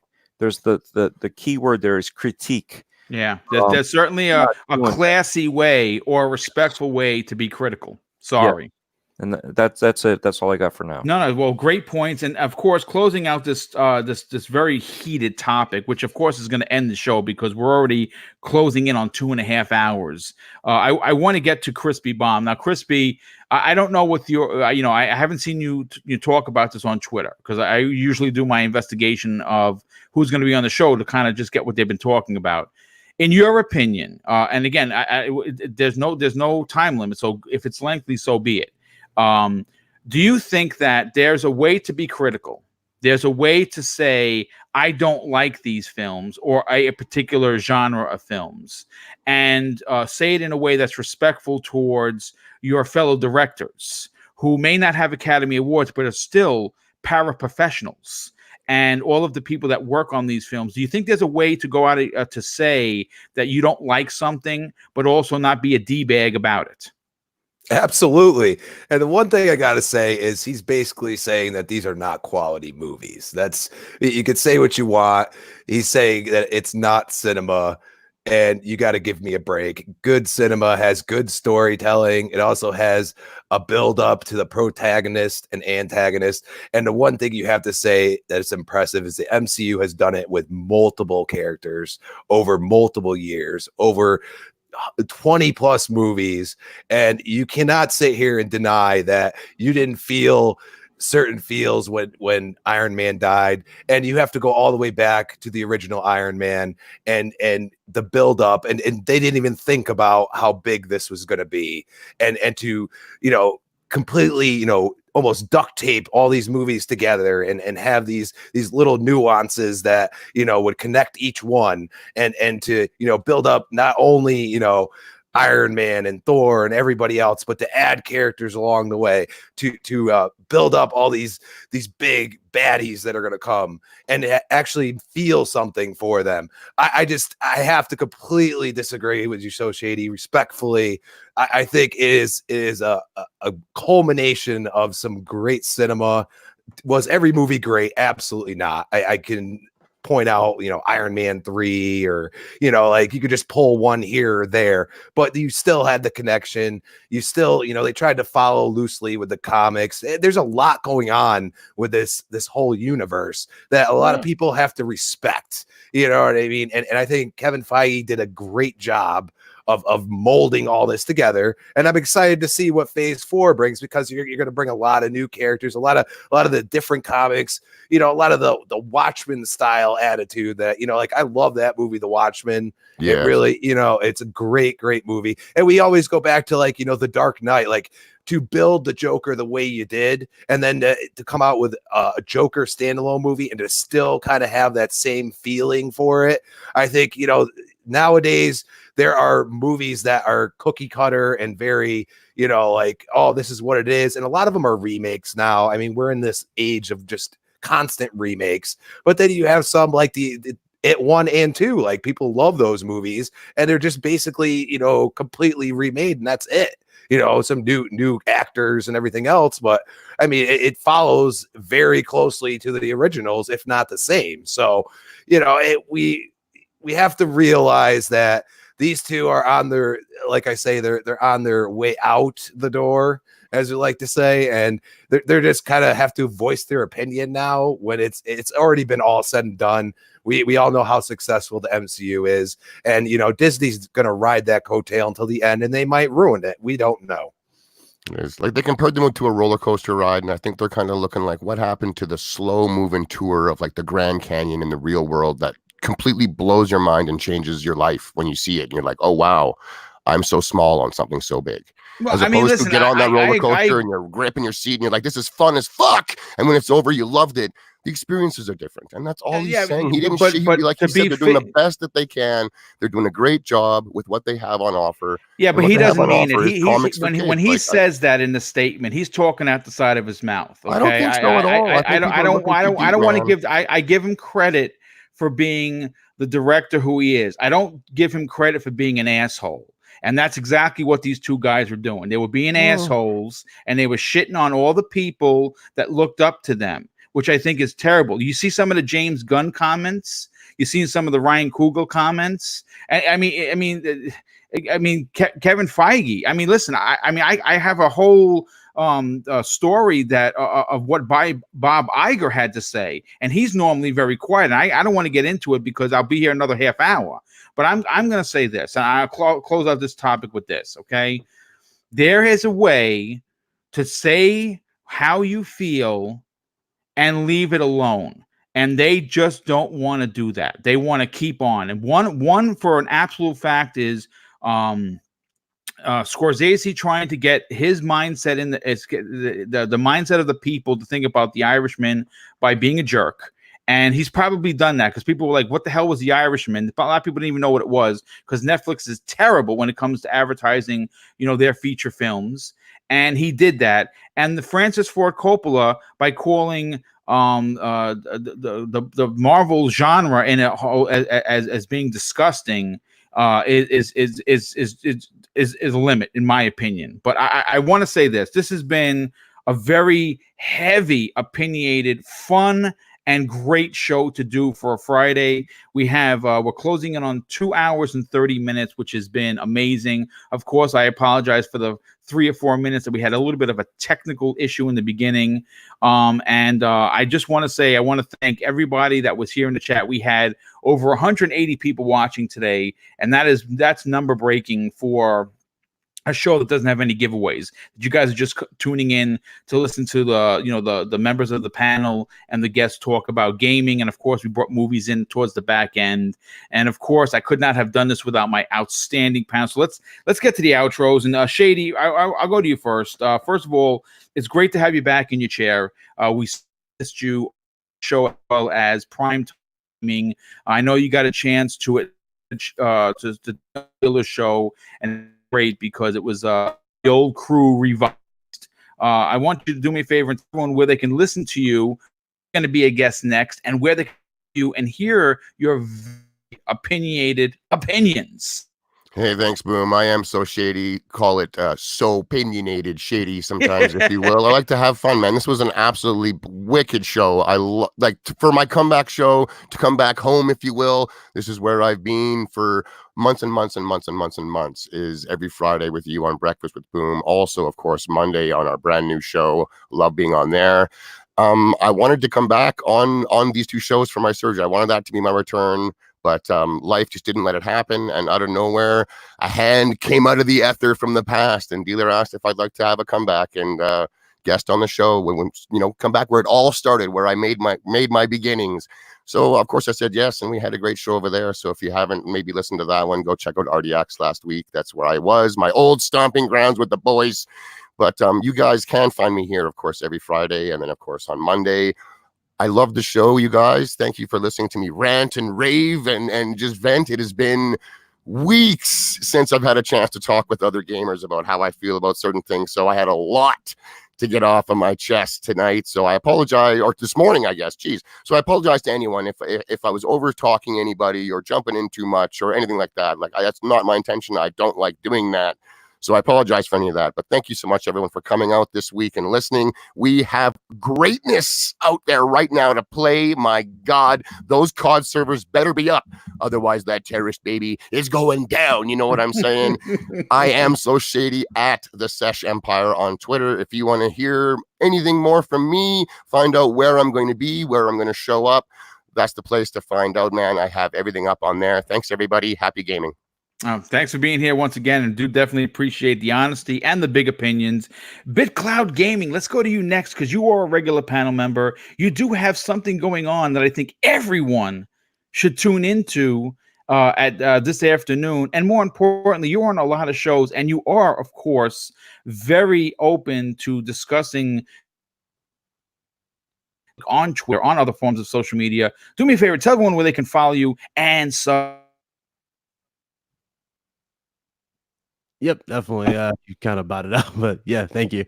Thank you for having me as always. Boom, it's a pleasure. And shout out to everybody who came by the show. It was a great show. Definitely good discussions. Shout out to everybody in the chat. My name is BitCloud Gaming. You guys can find me on Twitter at BitCloud Gaming, and as well as YouTube at the very same name. At 5 p.m. later on today, we're going to be doing the RGT podcast. We're live every Friday. And yeah, it's going to be a good show. Cannot wait. Lots of insane topics to go over. And if you guys want to join us, love to have you in the chat. Definitely going to be some interesting discussions for sure. But shout out to everybody here. Hope you guys enjoyed the show as always. And we will see you next week. Thanks again. Well, thanks for being here, dude. Really appreciate that. And of course, Dreadpool, this has been one heck of a week for you. You are on vacation, but not really, because my God, you were basically everywhere. And we enjoyed your opinions on all the shows you were on. But tell everyone where they can follow you on Twitter. But more importantly, check out your growing YouTube channel. Oh, thank you. I appreciate it. Yes, this has been a busy. I've had invites when I threw them out there, and I actually did go out and reach out to other people to see if what's going on and be able to do keep my week busy, because normally, as everybody knows, I work most of the time, so that's why I'm always in the chats, and when I have a day off here and there, I try to jump in if I can. So every podcast that's let me in this whole week, Four Guys with Quarters, you with Primetime Gaming on Monday, and then obviously today we had Wilmy Hood and Gaming Behind the Box, Salty and the Saltiest Podcast, and also in November 1st is going to be the Dascast, and he's going to have the Xbox. The show is about over. Yeah. Well, thanks for being here. appreciated. The bad, and I'm not sure what's happening. I've used this 3 times. 2 out of 3 has been working flawless. I don't know what happened, man, where it's not doing as good as I'd like. Thanks for being cool, and of course, we will be back in the future. And last but not least, Crispy Bomb, I want to thank you for being here. You've been on the show numerous times and always like opinions. They're thought-provoking, and I'm glad you had today. Tell everyone where they can, and more importantly, listen on the other shows that you're on. Yeah, absolutely. Boom. It's been a pleasure. At Crispy Bomb on Twitter. I'm going to be bringing that bomb knowledge tonight on Crossfire. I also have next podcast on Saturday night, CCC when Mel wants to do it on Sunday night, and Tuesday, Retro Renegades. You can always hit me up on Twitter. It's also at Crispy Bomb 28 on Xbox Live. And let's get to gaming. Well, listen, really appreciate you being here.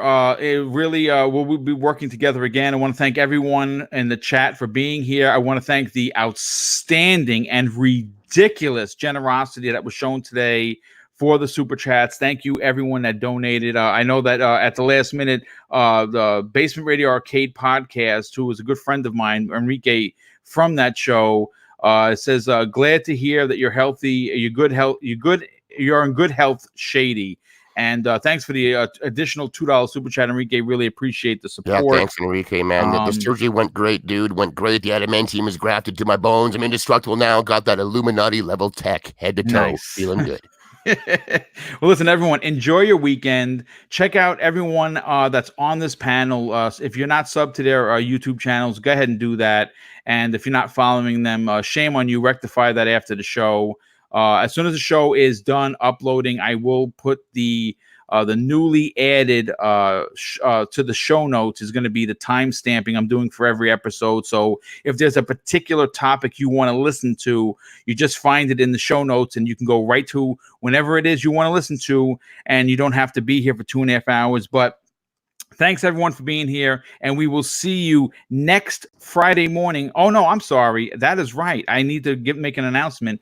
There'll be no Breakfast with Boom next Friday morning because Mrs. Boomstick's birthday is November 1st, All Saints Day. So she's taking off from work, and I'm going to spend the time with her, and we're going to probably go out and have breakfast, go get her hair done, and then probably go do some shopping. So I'm going to be spending time with the missus, but we'll be back the following week. And of course, this week we have Primetime Gaming with our special guest, Rand Althor 19 from the Xbox 2 podcast. He'll be our guest on Monday evening. So everyone have a great weekend, game on, and just be nice with each other. Take care. Later. Happy early birthday, Later. Mrs. Boomstick. Thanks for letting me sleep in next Friday.